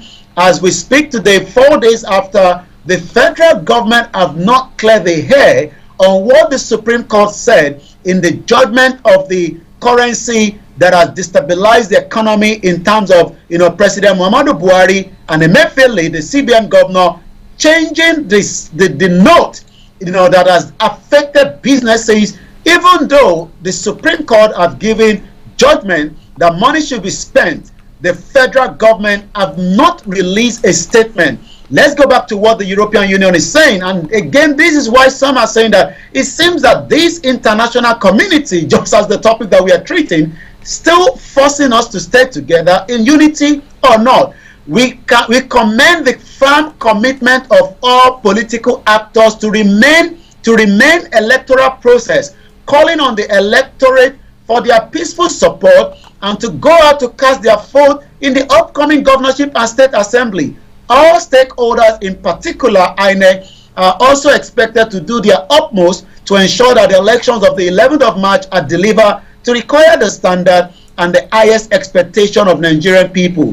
The European Union Observation Mission has presented its preliminary findings on the presidential, Senate, and the House of Representatives election. It will remain in Nigeria until completion of the entire electoral process, and in due course, it will issue its final report, including its assessment, recommendation for improvement of electoral framework. And this is Star Radio UK, and this is a statement that have just been released just less than 20 minutes as I was coming into the program this morning. Wow. Now, it is interesting when we have everybody saying that. We had the president also saying that, oh, if you don't agree with what has gone on, go to the courts. But like you were saying in your statement, this is the same courts that the government has flouted their orders. When it came to the Naira, when it came to Sunday Igboho's case, where they ruled that this was supposed to done, whether they've appealed it, whatever they are doing, we're not very sure of it. Same thing when it came to Nnamdi Kanu for his rendition to Nigeria. They said that was wrong, and every charge that was labeled against him also quashed. Okay, so why do you think? What confidence do you think these groups, this presidential candidate or these parties have in the system that if we go to the court, first of all, as to whether we're going to get the right, ruling from the courts. Then secondly, if they do give the right ruling, is the government going to uphold what the courts have said? So what confidence, Yomi, do you think that the parties have got in the courts? Well, Atiku does not have any confidence, even though it's been out quickly yesterday, in the protest that was held in Abuja. Showore was saying that if this was him, the DSS would have been coming out with the tear gas, but it seems that the DSS, was part of those that were escorting Atiku to the INEC. And if it was the Yoruba nation, it would have been a different thing entirely. But again, this is how the process works for one, and it works differently. The Peter Obi team believes that they can still get a good outcome from the court, in as much as we might say that the court has been flouted so many times. We know that there is a new president that is about to be sworn in, but also there's still a system that is running under the same system of the APC, because President Muhammadu Buhari is still there till the end of May, and that literally means that he still controls the judiciary, even though I say judiciary is meant to be independent away from the federal government. Well, are the judiciary, when it comes to Africa, really independent, or they still sing to the tune of the ruling government? That is one thing, and that's why we're saying that the EU and all the other advanced countries will be saying that go to the courts. But when they see blatantly that when they go to the court and they see examples of what has happened in the past, why do you think that they want to go to the courts? That's the question. But we want to hear from you. Is the judiciary in Nigeria very independent? And if they are, will the government listen to them? Let us know your take on that. But it's all coming away from Starr Radio UK, 11:26 the time. Now, Doomso blackouts in Abuja. Now, what's causing that? Is there some repair work that is going to be taking place? Because we look at what is happening there. I say it all the time. Nigeria exports gas to the West African countries. Ghana receives gas from Nigeria. I don't know whether at the moment, because Ghana is now also producing, they also have gas as well. But the question is, why or how come that we are not able to use what we have to better ourselves? We even sell some. We have excess. We sell some. We are still not able to do it. What is happening to us? What is happening? What is this case about the statement by the AEDC? Well, the report coming out, from Abuja is not as, new to anyone that has been in Nigeria, since you've been growing up. You hear the NEPA, and the up NEPA. There was a blackout, experience between 10 a.m. And 2 p.m. The blackout will be experienced between 10 a.m. and 2 p.m. today, according to AECD. And what does that mean? We know that blackout has always been. The Abuja Electricity Distribution has announced that there will be power interruption in part of Abuja to annual maintenance of some of its injection substation on Tuesday between 10 a.m. and 2 p.m. It's a good thing if there's an upgrade going on in Nigeria, in Abuja. Because without electricity, there's not much you can do. I mean, imagine that we don't have the power this morning. We'll then have to probably come to using what is about to come on your screen. And this is exactly what Nigerians have been using. For those that do not have the means of the, better pass your neighbor, a lot of the Nigerians has end up using what we call candles or lantern. But it seems that it's for a good purpose, maintenance purpose. According to the management statement in Abuja, said the entire Wuse 2 in Aminu Kano Crescent, Kumasi, and some other areas would be affected by the outrage. Okay.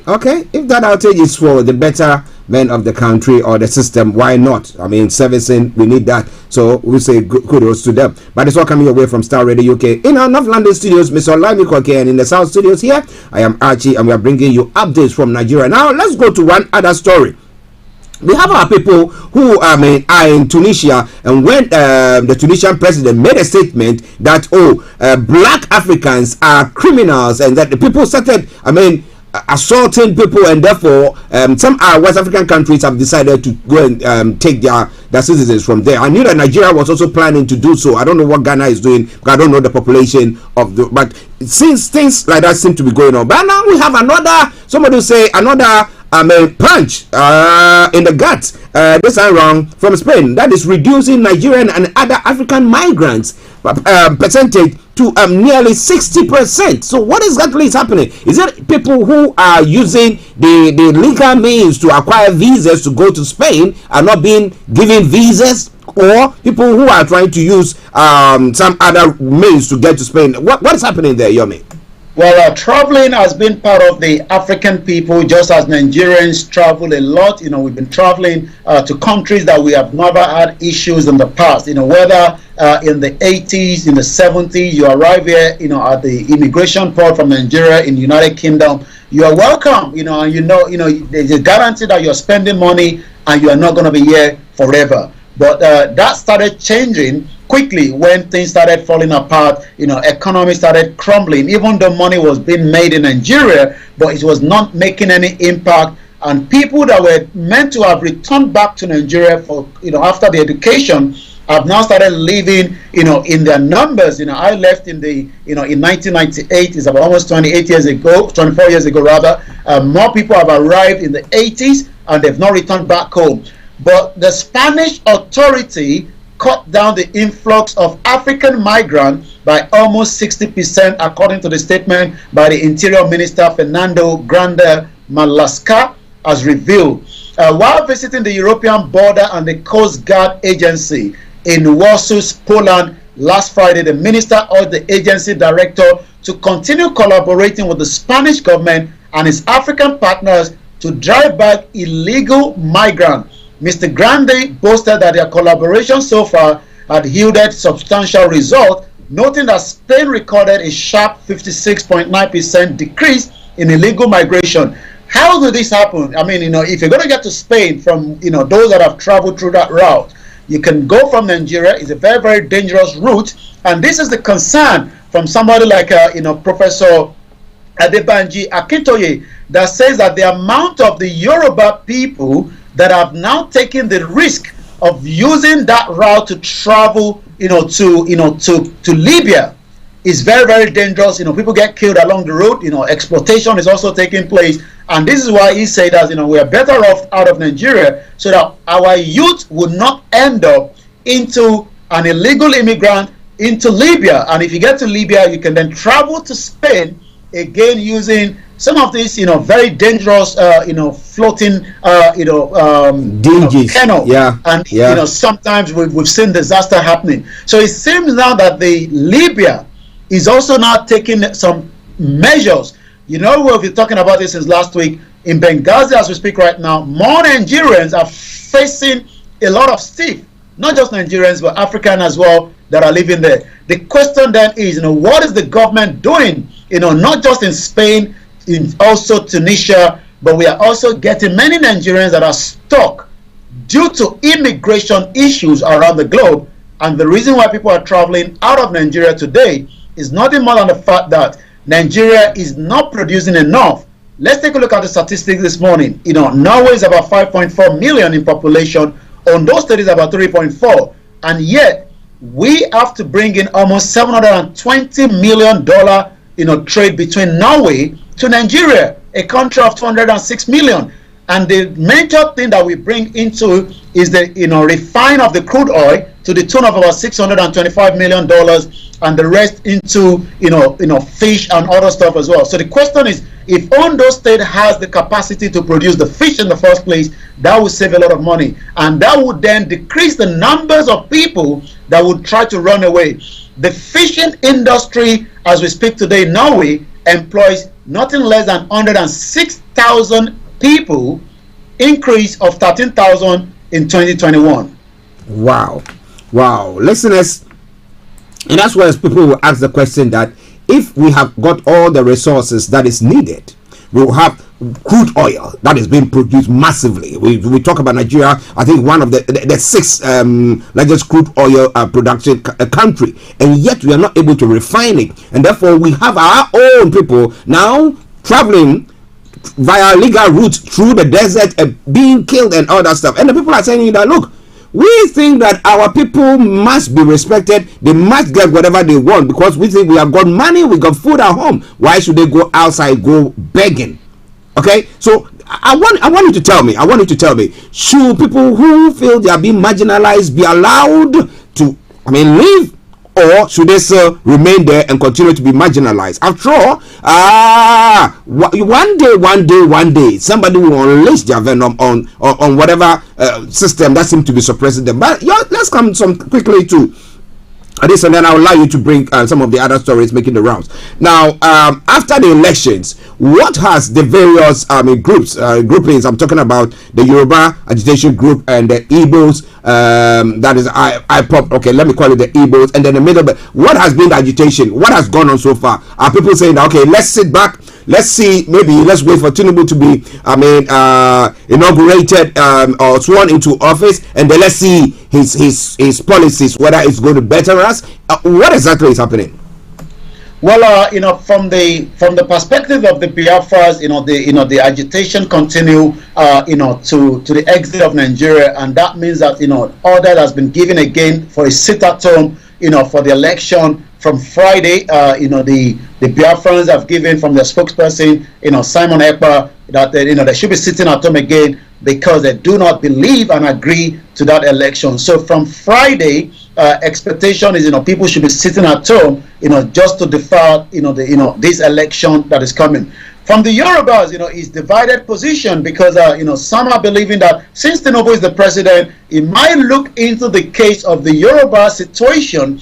But the question from those that are saying that Tinubu is not representing the Yoruba in Nigeria, Tinubu is actually representing Nigeria as a whole. So it is still an ongoing process as more education to reason why the Yoruba people should have their own independent country out of Nigeria. And if you look at the three contestants of this election, Atiku, Tinubu, and Peter Obi, none of them have said so much in terms of how they plan to restructure Nigeria, how they plan to look at the those that are agitating for the right to self-determination, and also those that also wants to have their own independent country. But we do know that maybe just after the May 29th, should everything goes as planned, then Tinubu might probably have a lot to deal with, because as he's dealing with the economy, he'll be dealing with the insecurity that has also risen up again just after the election. Everything went quiet before the election, but we have now seen more killings and more kidnapping coming back on again into the scene. We're not too sure why. And that means that it would be dealing with economy, insecurity, job creation, those that are agitating for the breakup of the country, and likewise international relationship, as we've seen Nigerian battered across the globe with negativity of what is happening to Nigerians outside the country. Now, interestingly, we had the Labour Party leader, that is Peter Obi, saying that he was going to use the carrot and the stick process, where he's going to get those who were agitating by the table, around table, and then sit and then look to address, because he said definitely nobody will be out of their mind to just say that I want out. No. But that means that there's something happening. So he was thinking of doing that. But I don't know whether the two others have said anything along those lines. But we take a typical example of Buhari, where Nigerians have been saying that, look, with all the crimes and abductions and stuff like that that's going on, it's being perpetrated by the Fulanis. And we say that it's because Buhari is a Fulani man, so it's not seeing to it that they are punished the way they're supposed to be punished, or their crime level is raised to that place where they can be dealt with as maybe somebody who are terrorizing people. Okay, so maybe if Tinubu takes the helm, he is also not going to sit down for his own people to be marginalized. So maybe it's something that somebody is worth looking at. Who knows? What do you think? Well, you're quite right. Tinubu might have, to look into that seriously, especially, if he still wants, the support, from those that are agitating. But like I said, how is he going to balance the situation? Because as we do know, most of these political parties have their own manifesto, and their manifesto is to keep Nigerians together and as much as possible. But what are the reasons why those that are agitating? Is it because they are not doing very well in their own community? No, it's because they are looking for something. And one thing is, they are looking for their own real identity. They are looking at their culture. They are concerned about their language. Yes, is Yoruba speaking across Yoruba? Are Biafra speaking the language? Yes. But when you look at the country as it is right now, known as Nigeria, the question is, are we truly who we are told we are, or have we been deceived, for a very long time? And this is now what people are trying to resolve. Marginalization. Maybe Tinubu will definitely bring in as many Yorubas to replace those that Buhari have used his nepotism, has used his, his corruption, in as much as, Buhari's government is one of the most corrupt government that we've witnessed, because, we've talked about the wife of the president brother controlling the mint, as the director general. These are, nepotism of the highest order. And I can see him speaking in Doha, And when I was listening to the foreign minister saying that Buhari has held the position of the petroleum minister, but under the nose of Buhari, more crude oil have left Nigeria without being accounted for. Well, the security person cannot actually protect the country and its resources. That's quite an interesting one. So what about those who have not got any security experiences? Because Buhari was an ex-military man. It's in his blood. But if he wasn't able to protect the country from the citizens from insecurity and their wealth being plundered, then what do you think is going to happen when Tinubu takes power? But it is all coming away from Starr Radio UK. But Yomi, you know, there's one thing. Let me just talk on that quickly, and then I'll allow you to bring the others. Now, you know, Barcelona area. I was trying to get the name of that place. Now, that's a rich, very, very rich part of Spain, right? But you remember that at the point they decided they were agitating that they wanted to break away. They wanted to have their own independent state. And then Catalonia. That's it. So that particular area. Now, somebody would say that maybe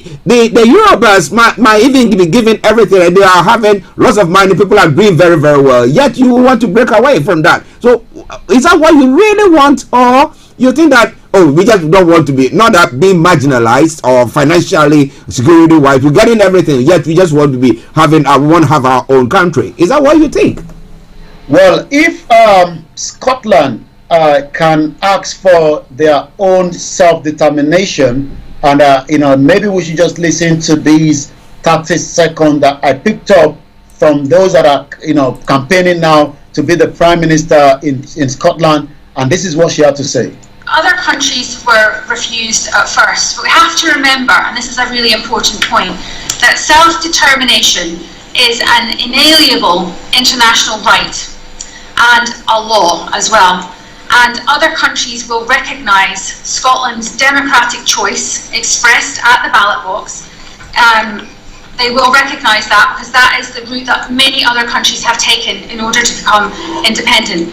And just to make that point, that international law is very pragmatic on that point. So we should have... So that is what the Yorubas and the Biafra are asking for. So in as much as Scotland has everything, you know, there's education there, there's good healthcare, there's good welfare, but they are still saying that is an inalienable right, and that right must be respected by the international community. Whether Westminster is going to let Scotland go because they can, you know, reduce the gas price from almost 3,000 to 400.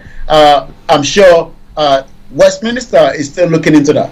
Well, at least we know that they gave them the option to have a referendum to see whether they could go, and at the point they lost that. Those who were calling for them to leave are lost. Okay, so that's what I'm saying. Let's call for a referendum. Let the people decide. Do they really want to leave, or someone thinking, no, we want to be part of it, and then we move on from there. I don't know why, but maybe Tinubu is listening to us, or his advisors are listening in this morning, and maybe I will adhere to that. Send me you. Adeyemi says, good morning. Good morning to you. Is it White Lion and Archie? You continue the good job, and you continue your good job by listening to us all the time and share the broadcast with your friends and loved ones. It is Starr Radio UK. We go back to Yomi for the rest of the stories and what is making the rounds on the social media platform. Over to you.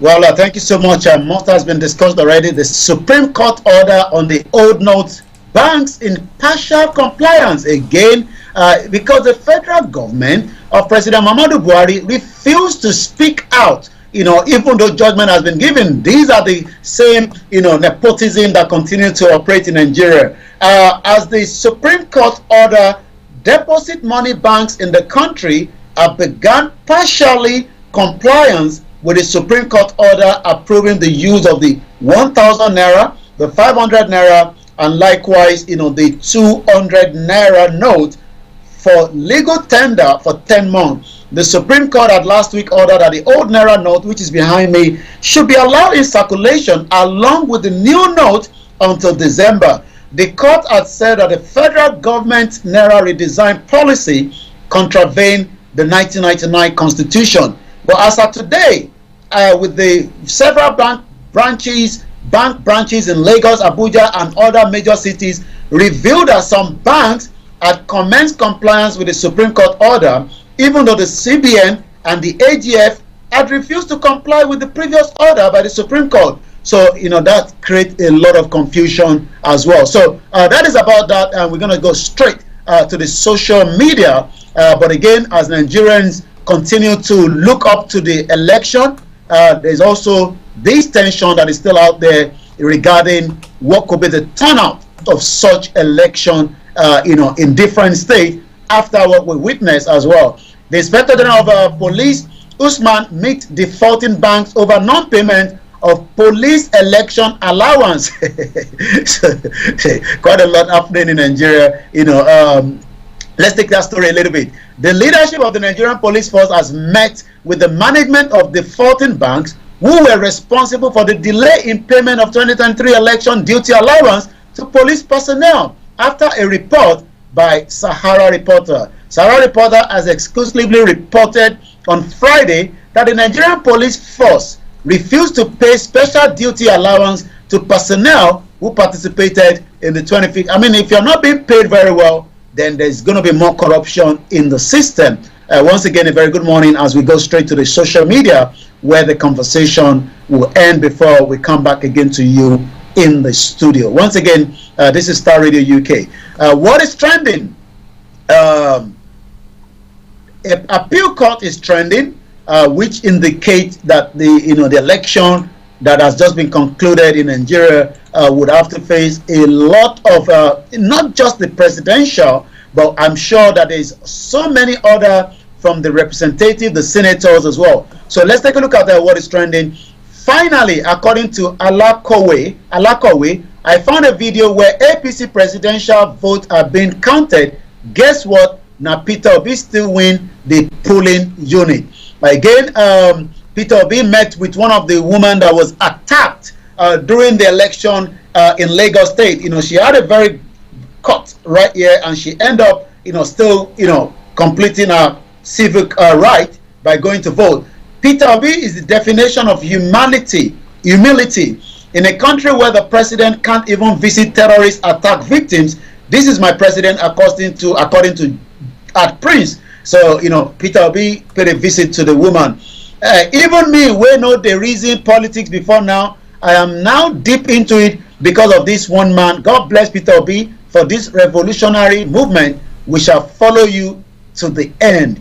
It's coming up there. There's another one here. Breaking news: Court of Appeal declined INEC request. Recall that INEC Nigeria had gone to the appeal court to seek an injunction restraining Peter Obi from inspecting, downloading the CTC of the beavers and all the result sheet. And right there, there's a picture that was used as well with let's see the engineer bring that quickly. And right there in this picture, you could see what it says in terms of let's take a look at it. And this is what the picture looks like. And behind me in that picture is Bola Ahmed Tinubu. But right at the top of the book, if you look up to that book, it says How to Rig 2023 Election with the APC on the other hardcover of the book. So these are, the creativity of so many Nigerians, that are so creative that remember this was what was happening when somebody actually put this out, and we saw what happened to Manchester United losing heavily, over the weekend for those that enjoy the game of football. Once again, as we are coming to bring the closure of this headline from the Twitter space this morning on what is trending, let's take a look quickly at what other is trending. Festus Keyamo is trending, Toya Abraham is trending, and when you look at Nigeria as a whole, then these are what is trending at exactly 11:48, which comes back to the studio in just about a few minutes. Once again, it is the finest African and Caribbean radio station in London, Monday to Friday, where we look at all the headlines. Again, Simon Ekpa, hello at Nada Nashi. Nigeria has committed more worse crimes than what you said here against Eritrea. We, the Biafra people, are asking, why are you people not saying anything about the genocide being committed against the indigenous people of Biafra by the Nigerian terrorist state? So he's actually referring to a video that Nada Nashi, and which Nada Nashi, let's take a look at the profile. She's the Deputy United Nations High Commissioner for Human Rights. Again, human rights has not been something that we are proud of in Nigeria, as many Nigerians have been affected. Again, another one from Simon Ekpa. I hope everyone is taking note of the consequence of the election. Igbo Biafrans are once again endanger people across Nigeria. So I believe there's a video. If we can play the soundtrack of that video under 1 minute, and then we will bring a closure. I know we've spent more time this morning, but that will give the closure of the broadcast this morning. And this is the response, from that video, which is about 54 seconds. You know that family house, not in the single room. Their own Igbo man can never be president in Nigeria as long as I live. Before all they do, they lie, they are manipulated. They are outside, you will see them outside as if they're happy. They are the most people I've done in my life. People in my life, even my pikin are Igbo. They are such people. Only Seno, not be the second. I think on a second. But see how you go have cloud. They lie, they Obi, my president. Obi, they are full of the baby. I will say all the way. Allah, we win. If you like, don't like. I don't have mental problem. Okay, the woman says she doesn't have a mental problem, but Igbo will never be a president of the Federal Republic of Nigeria. And Simon Ekpa say, I hope everyone is taking note of the consequence of the election with a question mark. Igbo Biafrans are once again endanger people across Nigeria. Well, listen, there's quite a mouthful there, with the swearing and everything there, and the blipping there, so you got it. Well, but what do you think? Do you think you're being marginalized? Do you think that maybe there's a glimmer of hope? That maybe Tinubu will look at things differently because he's an old man, and we believe that old people have got a bit of common sense there, so maybe he's going to use that wisdom to help solve the whole situation, and maybe that will appease the various groups who want to leave because of what is happening there. But what do you think? We would love to know more about that as the days unfold, and tomorrow, God willing, we'll be coming back with that as well.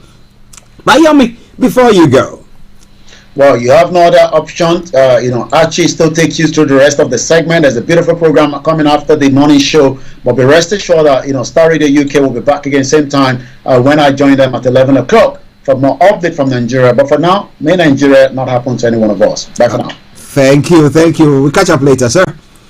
Bye. All right, then, bye. Well, listeners, that has been Mr. Olayomi Koiki bringing you updates from Nigeria. It's now gone 8 minutes to the top of the hour, and it is the Tuesday edition of the morning show. I was trying to, whilst he was talking, trying to select and get the producers, the production team to give me some lively tune. But they ended up settling on one from a cover version of Bob Marley's song War, and this is Ceylon Rasta, a cover by Ceylon Rasta. Enjoy this, and we'll be with you. All right, then.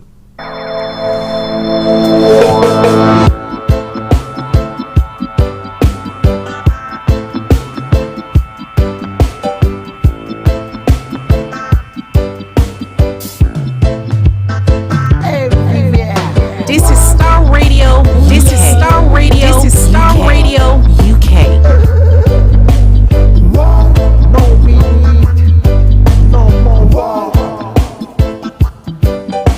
Until the philosophy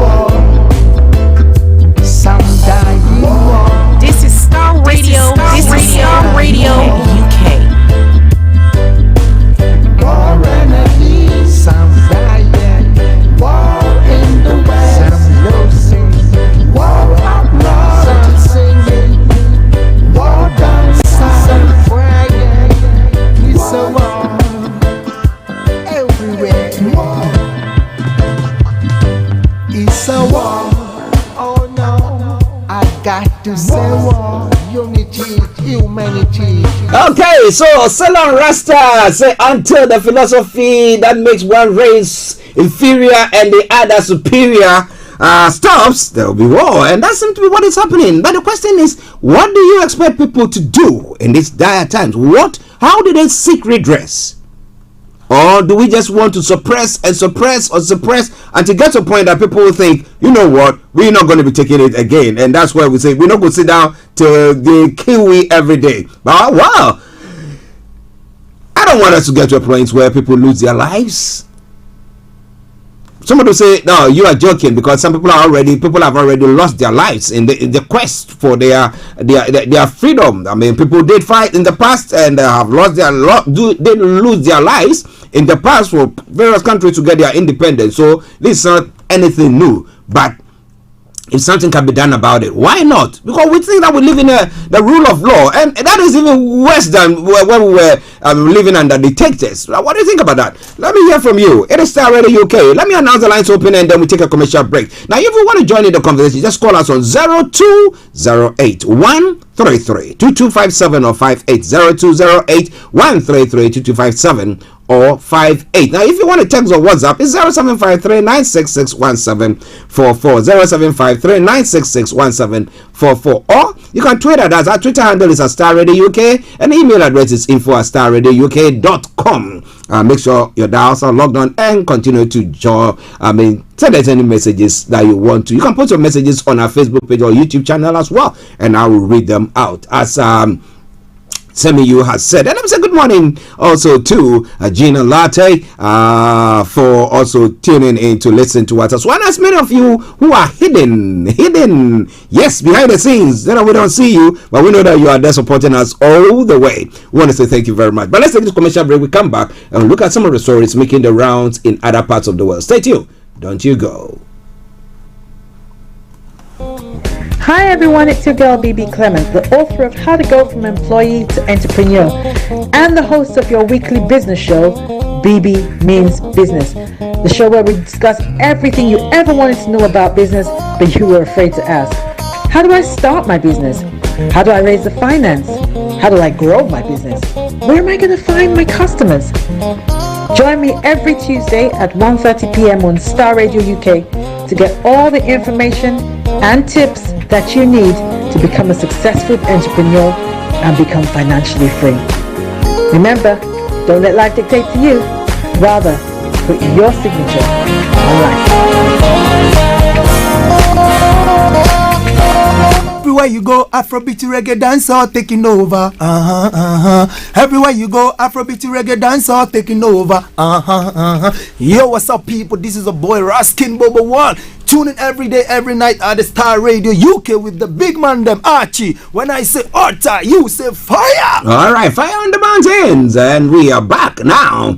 Now let's go to look at some of the stories making the rounds in other parts of the world at 12 o'clock here in London. Like I did announce this morning or during the course of the program, this afternoon exactly at 1:30, we'll be having BB Clement hosting Dr. Olayomi Day, and they are going to look at making money. Who doesn't want money? I want money. You want money. We don't love money though, so we don't care for it. All right, but some others will do so. But I mean, there's some who believe that, well, when it comes to faith or religion, we don't have to be too greedy. You don't look for too much money. You get too much money and you go off course and all that stuff. Well, but the good book says the love of money is the root of all evil. So we're not talking about the love of money here, but how to make it and how to use it, how to help other people with it. Why not? All right, then. I want to have lots of money so that I can help others. What about that? Well. Starr Radio, okay? Now, a minute after 12. Now, let's go to other part of the world. Look at some of the stories making the rounds, and starting from the African continent. Let's continue from there. DRC fighting continues with the M23 despite a ceasefire. We thought that the because of the ceasefire, lives will be spared, but it seems that the fighting is continuing. But I'll be bringing you more on that in a moment. But let's look at the story. The fight against insurgent Burkina Faso announces curfew. It's one of the stories making the rounds there. And the story says a curfew has been introduced throughout the northern region of Burkina Faso and 2 other provinces to combat jihadist attacks in the Sahel region. As part of the fight against terrorism, a curfew from 10 p.m. to 5 a.m. has been introduced throughout the region from Friday the 3rd of March to Friday the 31st of March, said a note from the Secretary General of the Governorate of the Northern Region, Quilga Albert Zongo. Now, during this period, the movement of people, 4- and 2-wheeled vehicles, tricycles, 3-wheeled vehicles, and bicycles is formally prohibited, he said. Now, urging people to strictly respect the decision by staying at home at the times and dates indicated. And according to Mr. Zongo, the measures is aimed at facilitating the actions of the armed forces in this border region of Mali. Now, 2 provinces have also instituted curfews according to notes from local authorities. Now, Kopelugu in the Central East region, bordering Ghana and Togo, for the entire month of March, and BAM, my apologies, I'm going to say 8 a.m. BAM in the Central North region from March to the March 5th to the 20th. Now, in mid-February, the curfew in effect since 2019, the Eastern region from midnight to 4 a.m. Was extended for 3 months until May 21 inclusive. Now, Burkina Faso has taken up the fight against jihadist violence head on, particularly after demanding the departure of French troops from Operation Sabre, which have been present in the West African country since 2009 without any success. Now, since 2022, the French presence has been increasingly questioned in Burkina Faso, as in many other African nations eager to regain control of their sovereignty. On February 24, Burkina Faso authorities terminated the defense agreement signed with the French authorities, which allowed the special forces of Operation Sabre to be stationed at the Kambunzin base. The soldiers of the Sabre task force could be redeployed to neighboring Niger, which already has nearly 2,000 French personnel there as well. Well, if it's a course worth having or taking, why not? They should pursue that if they can get the insurgents down. Okay, operations off. Okay, but somebody has been asking the question: do you think bombing or killing or shooting our way is a way forward at all? Others are thinking that no. What has to be done is that maybe we get them on the table, the negotiating table, and talk to them. But when you know people who are blatantly flouting rules just to make sure they just kill you and take control of your land, and you say that's okay, what do you think? Well.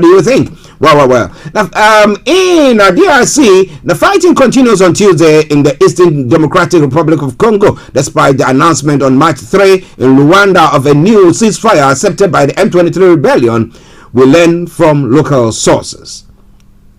Now, fighting had resumed on Monday morning between the army and the M23 on the northern and southern fronts in the province of North Kivu. Now, leaving several civilians dead and injured, according to hospital and humanitarian sources. And on Tuesday morning, as a ceasefire was scheduled for 10 a.m. GMT, clashes continued and both sides accused each other of launching attacks on their positions. Now, Karuba, about 30 kilometers west of the provincial capital Goma, has just fallen into the rebels' hands, said a security source. We attacked them last night, but this morning they launched a counterattack, and at this time the fighting continues, added the same sources. The M23 terrorists and their sponsors from the Rwandan Defense Force, the Rwandan army, launched an attack which targeted the Burundian contingent recently deployed as part of the regional force of the East African Community,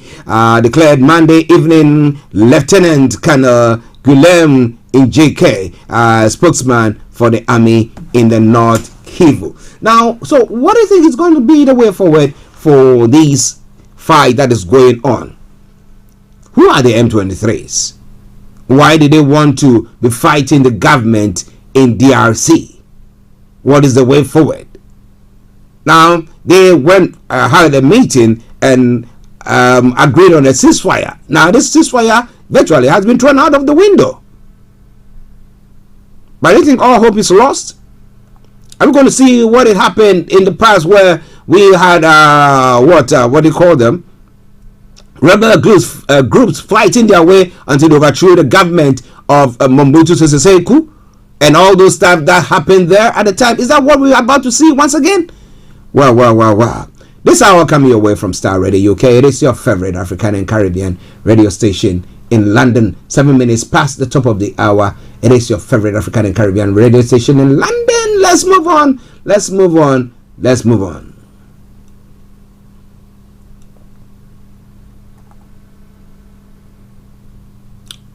Now, as I said earlier on, the president, in his address yesterday at the 66th Independence celebration, President Nana Dankwa Akufo-Addo has said that when he assumed office on the 7th of January 2017, he inherited severely challenged economy, whose rate of growth at the time was the lowest in over 2 decades. But he said by dint of hard work, prudence and creativity, the government has managed to turn things around, creating an economy which for the years 2017, 2018, 2019, the years before the onset of COVID-19, was among the fastest growing economies, not only in Africa, but also in the world, recording annual gross domestic growth rate of 7%. Now, speaking at the 66th Independence Day celebration on Monday, March 6th, he said, we were the best place to do business in West Africa, and in 2021, we were described as the most attractive destination for investment in West Africa. Now, the next 22 months of my mandate will be focused on restoring the economy we had before COVID and the Russian invasion of Ukraine to the period of rapid growth. It is a solemn pledge I'm making to you, my fellow Ghanaians, and one which I am determined to fulfill. Before I take my seat, I want to inform you that in fulfillment of the announcement I made at the last year's Founders Day celebrations, I will on Tuesday, the 14th of March 2023, confer national honors on some citizens of our country who distinguished themselves in the fight against the pandemic of COVID-19 by their actions. They help protect and preserve our population and won global acclaim for Mother Ghana. Now, it will be interesting to know who these people who are going to be awarded are. It will be very, very interesting to know. But well, more going to be coming your way. It is Starr Radio UK. Some of the stories making the rounds in Ghana as well.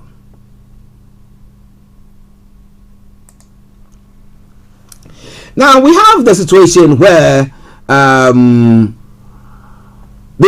National Cathedral seem to be in a position where I don't get it, whether they're going to continue with it, whatever is going to happen. However, the cathedral scandal, Lawrence Tete, Sam Koranche Ankara, and others are offers special prayers for Ablakwa. Now, leaderships of the Ghana Apostolic Movement hosted Member of Parliament for North Tongo Samuel Kujato Ablakwa on Monday, March 6th, during which meeting the lawmaker offered a comprehensive briefing in matters relating to the National Cathedral scandal. According to social media posts after the meeting, Ablakwa said the deliberations were extensive, transparent, and frank in the best interest of our dear nation and our Lord's kingdom. Now, among the clergymen in photos that were cited were Reverend Sam Koranche Ankara of the Royal House Chapel International and Reverend Lawrence Sete of the Worldwide Miracle Outreach. The group of clergymen numbering 6 were captured in photos in deep discussions with Ablakwa before they later offered a special prayers for the MP, seeking for the Lord's fortification in the pursuit of what they describe as my exemplary parliamentary oversight, the post added. Now, Ablakwa has over the past few months waged a dogged campaign aimed at pointing out issues of corruption and corporate governance breaches in the construction of the cathedral project. He has taken the crusade to social media mostly, and also gotten a parliamentary motion for a probe into the project along with other members of the minority caucus. Now, earlier today, in a court, another invitation from the leadership of the Ghana Apostolic Movement to offer a comprehensive briefing on matters relating to the National Cathedral scandal. The deliberations were extensive, transparent, and frank, in the best interest of our dear nation, and our Lord's kingdom. Now, I also received special prayers asking for the Lord's fortification in pursuit of what they describe as my exemplary parliamentary oversight. I am profoundly grateful to these reverend ministers of the gospel, always for God and country. Well, so what do you think? Some are calling him Sambalat and Tobias. It's quite an interesting one. Calling him Sambalat and Tobias. Do you think he is that sort? Well, he says he's doing his best to make sure that the right thing is done. But what do you think there? Is he just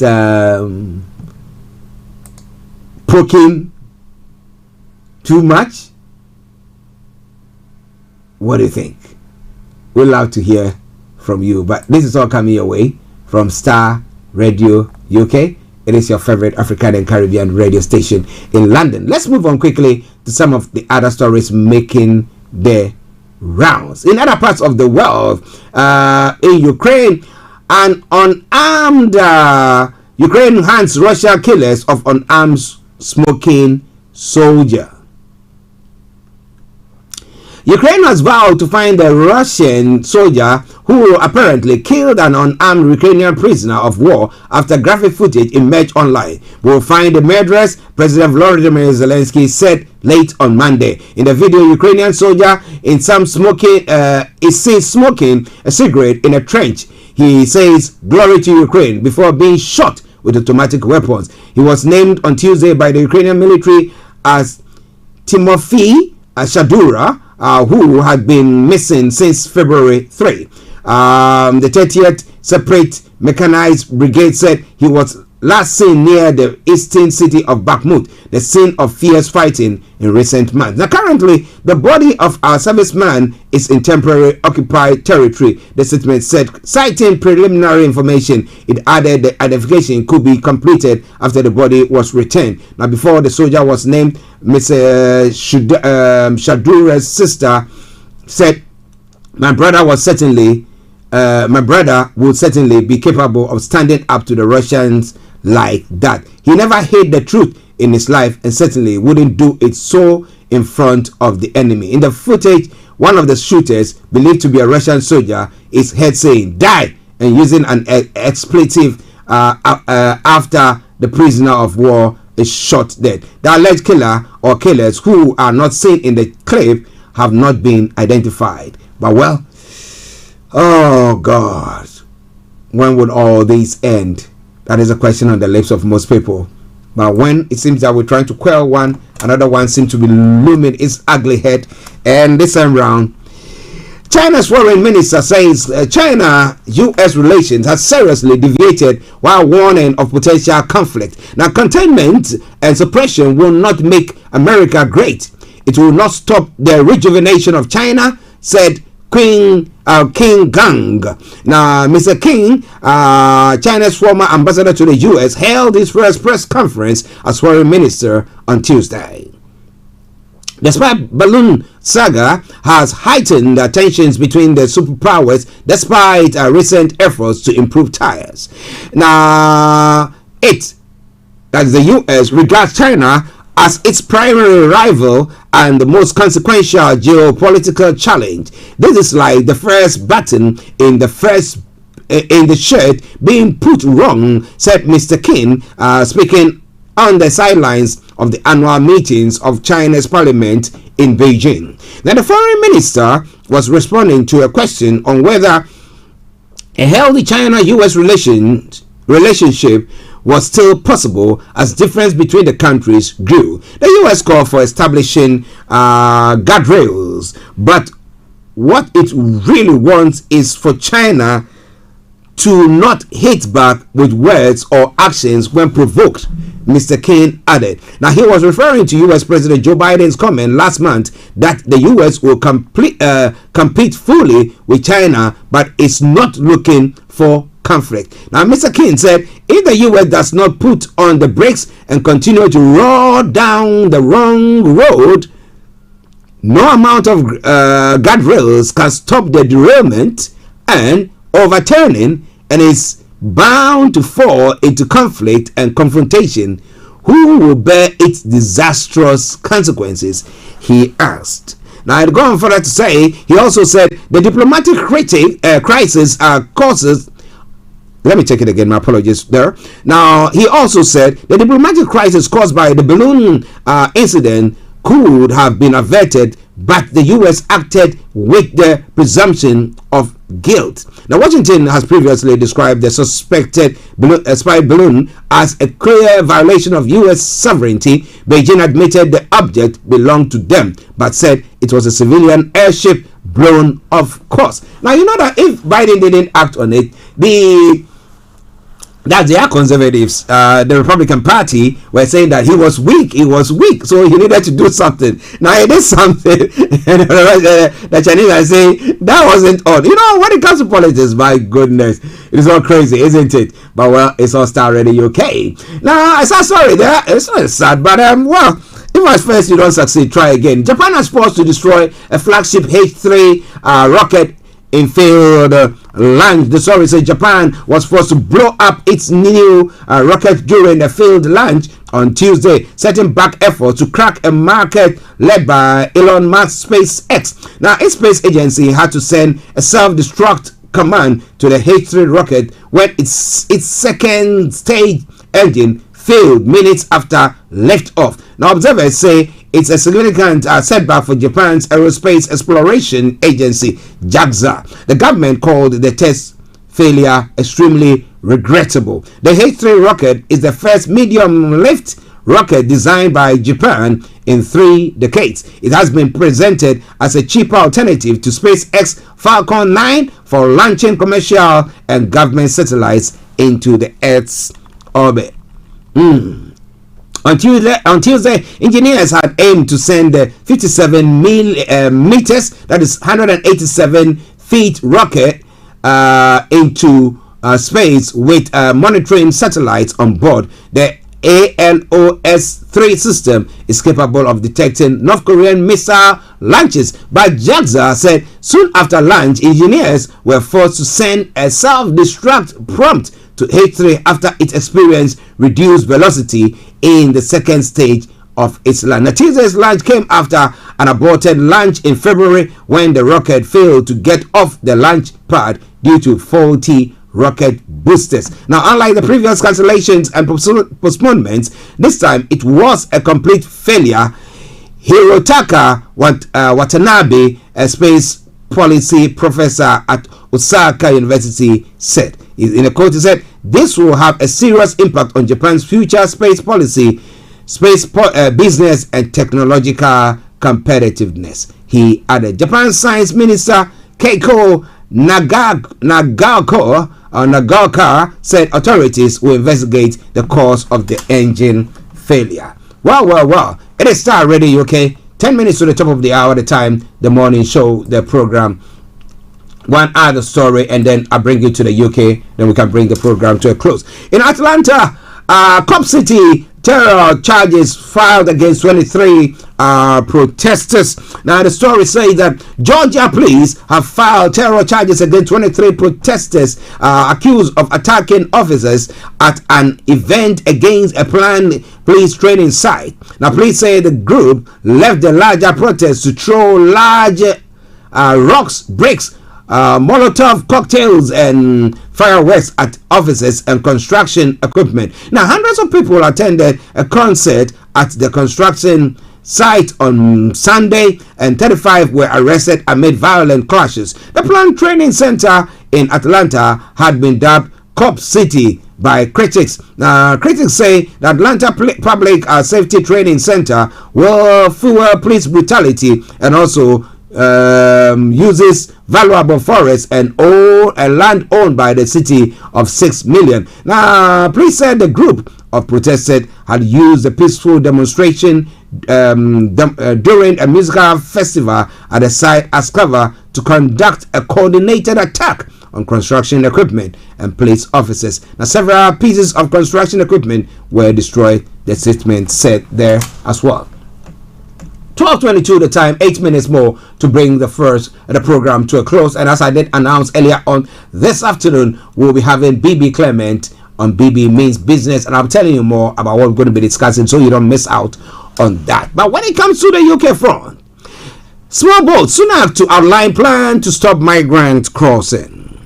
The story says a new law set to go before Parliament later will introduce new measures aimed at removing migrants entering the UK on small boats. The illegal migration bill is set to prevent those arriving illegally from claiming asylum and will block them from returning or seeking citizenship.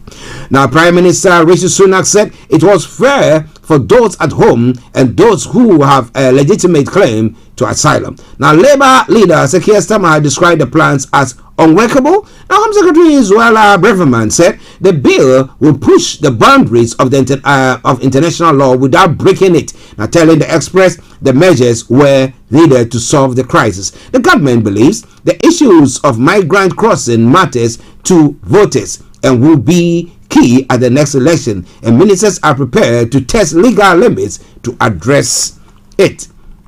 The Prime Minister has made tackling it one of the central pledges of his premiership. There are also clear political messages being raised, with Miss Braverman accusing Labour of betraying hard-working Brits by not backing the plans. Now, more than 45,000 people entered the UK via Channel crossing last year, up from 300 in 2018. It is all coming your way from Starr Radio UK. It is your favorite African and Caribbean radio station in London. Now, when we talk about some young folks who 3 ladies and a gentleman and 2 gentlemen who lost their lives in a crash after being looked for since Saturday by the mother of one of the group found 2 days after a crash which killed 3, criticized the police response. Now, Eve Smith, 21, Darcy Ross, 21, and Raphael Jane, 24, died after the crash near a major road in Cardiff, and Sophie Rosen, 20, and Shane Loveling, 32, were hurt and taken to hospital. Now, Miss Rosen's mom, Anna Setouez said police didn't seem to think it was worth investigating.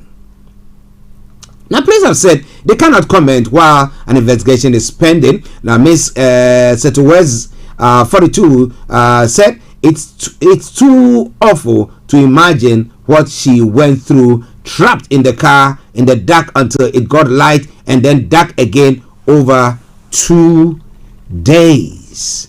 Now, Sophie was lying there for all that time. They could have found much. They could have been found much quicker if the police had started searching straight away. Now, she previously told the Mail they didn't seem to care. I had to drive to Cardiff to knock on doors myself. It's a sad one there. But the police always seem to be getting the flack for whatever they do, whether they act swiftly or whether they scale back or whatever things. And this time around, it was sad because the place that the accident took place was sad that was near the road. But again, if they had used helicopters, would they have found it? And again, they're taking it that, oh, these are young folks who have gone out on a Saturday outing and will do all sorts of drink and all that stuff. So maybe they've ended up in a friend's house or someplace but unfortunately, they had been involved in an accident and no one actually did look out for them. It's a sad one. We said yesterday, may their souls rest in perfect peace. Those who have died and those who are in hospital, we wish them a speedy recovery, and to the families who have lost loved ones and are still mourning, our condolences. It is all coming your way from Starr Radio UK, your favorite African and Caribbean radio station in London. A final story. Now, Hancock back pressuring MPs into voting for lockdown messages. The messages has revealed once again. Now, Matt Hancock supported threatening to block a disability centre in a Tory MP's constituency in a bid to get him to vote for the COVID tier system in England. Late messages suggested. Now, WhatsApp messages show Mr. Hancock agreed to put pressure on James Daly, Conservative MP for Barry North, if he failed to vote with the government. Mr. Hancock's spokesperson said, "What has been accused here never happened." Mr. Daly said he was very disappointed to learn about the exchange. However, speaking, he said the threat was not carried out. Now, asked how he would have responded if such a conversation had taken place, the MP said, "I would have told him where to go and reported matters to a higher authority." Well, it didn't take place. So, are we going to give this man a break? Now, when it came to the COVID, nobody knew what was happening at the time. People said, why didn't you lock the country down on time and you caused people to die? Now, people are saying, why didn't you test people who were coming from the hospitals or anybody who was going to the care homes? Everybody is saying everything. Look at the number of people who died in the US. Did Trump get it right? Look at the number of people who died in Brazil. Look at the number of people who died in India and all those places. But lessons have been learned. Unfortunately, people had to lose their lives before lessons were learned. But the question is, so if your family, somebody passed and then you were supposed to, you wanted to go for the funeral, that somebody was hospitalized and you wanted to go into the hospital and they said, no, you can't come in. Do you think that was fair to you or not? Because we weren't sure what was happening. People who were going to the hospitals were the ones who were getting infected as well. And we didn't talk about that time. I remember back in the day, myself and Frank while there was the lockdown, we, as the press or those who were working in the media, were allowed to come in. So we were here all the time. So we didn't experience any lockdown. We were here 24/7, making sure that we deliver and make sure that we disseminate information. And I remember we're talking about the fact that why most blacks were ethnic minorities were dying is because of the jobs that we find ourselves in. So you have people who are working in the care sector where these people were brought in, and you know, our people move from home to home doing all those care services or rendering that and moving from. So actually, they were actually facilitating the infection. So most of them who were not healthy, let me put it quote and unquote, had lost their lives there. So at times, I saw some conversations that were going on other platforms talking about that. Why are people, the blacks dying, and is it that when they come to the hospital? But again, you know, our type, because of the food that we eat, we normally, our systems, I don't know, but cannot cope with such things, you know. Obesity, and we want to have our all sorts, you know. You got what I'm saying? Yeah. So it's a sad one, but anyone who lost anybody. But the question is, did they take the right policies, or as some are saying, do you think that it was too little, too late? And if they were thinking about this, is what we'll do. I mean, should that happen or should that happen? Was that all wrong as well? This is why I'm bringing the program to a close for today. And as I did announce earlier on this afternoon, BB Clement is coming your way with BB Means Business. And as I did say, she's going to be having Dr. Olumide Emmanuel, and they are going to be looking at, what are they looking at? Anything and everything about how to make money, be successful in business. And ladies, just for you, the importance of female financial independence and much more. Dr. Olumide Emmanuel will be joining BB Clement on BB Means Business this afternoon. And that is what I say. Thank you very much for joining me once again. Let's take this musical break and music whilst I bring the program to close. And let's join the Zongo man, because, well, you want to talk about money. Well, he's asking the question, where's the dollar? Show me the money. All right, so enjoy this song. If the song ends and you don't hear from me, it's been me, Archie. But make sure that in the next hour or less, we'll be having BB Clements and to join in on that one. Bye-bye for now. See you all tomorrow. Bye.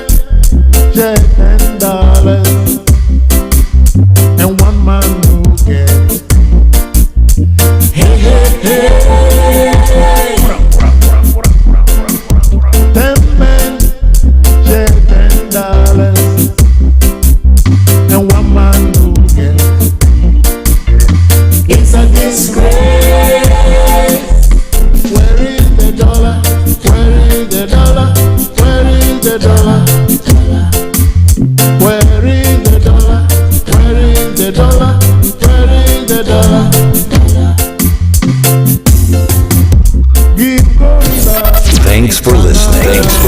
Thanks for listening. Thanks for listening. Hey, hey, hey.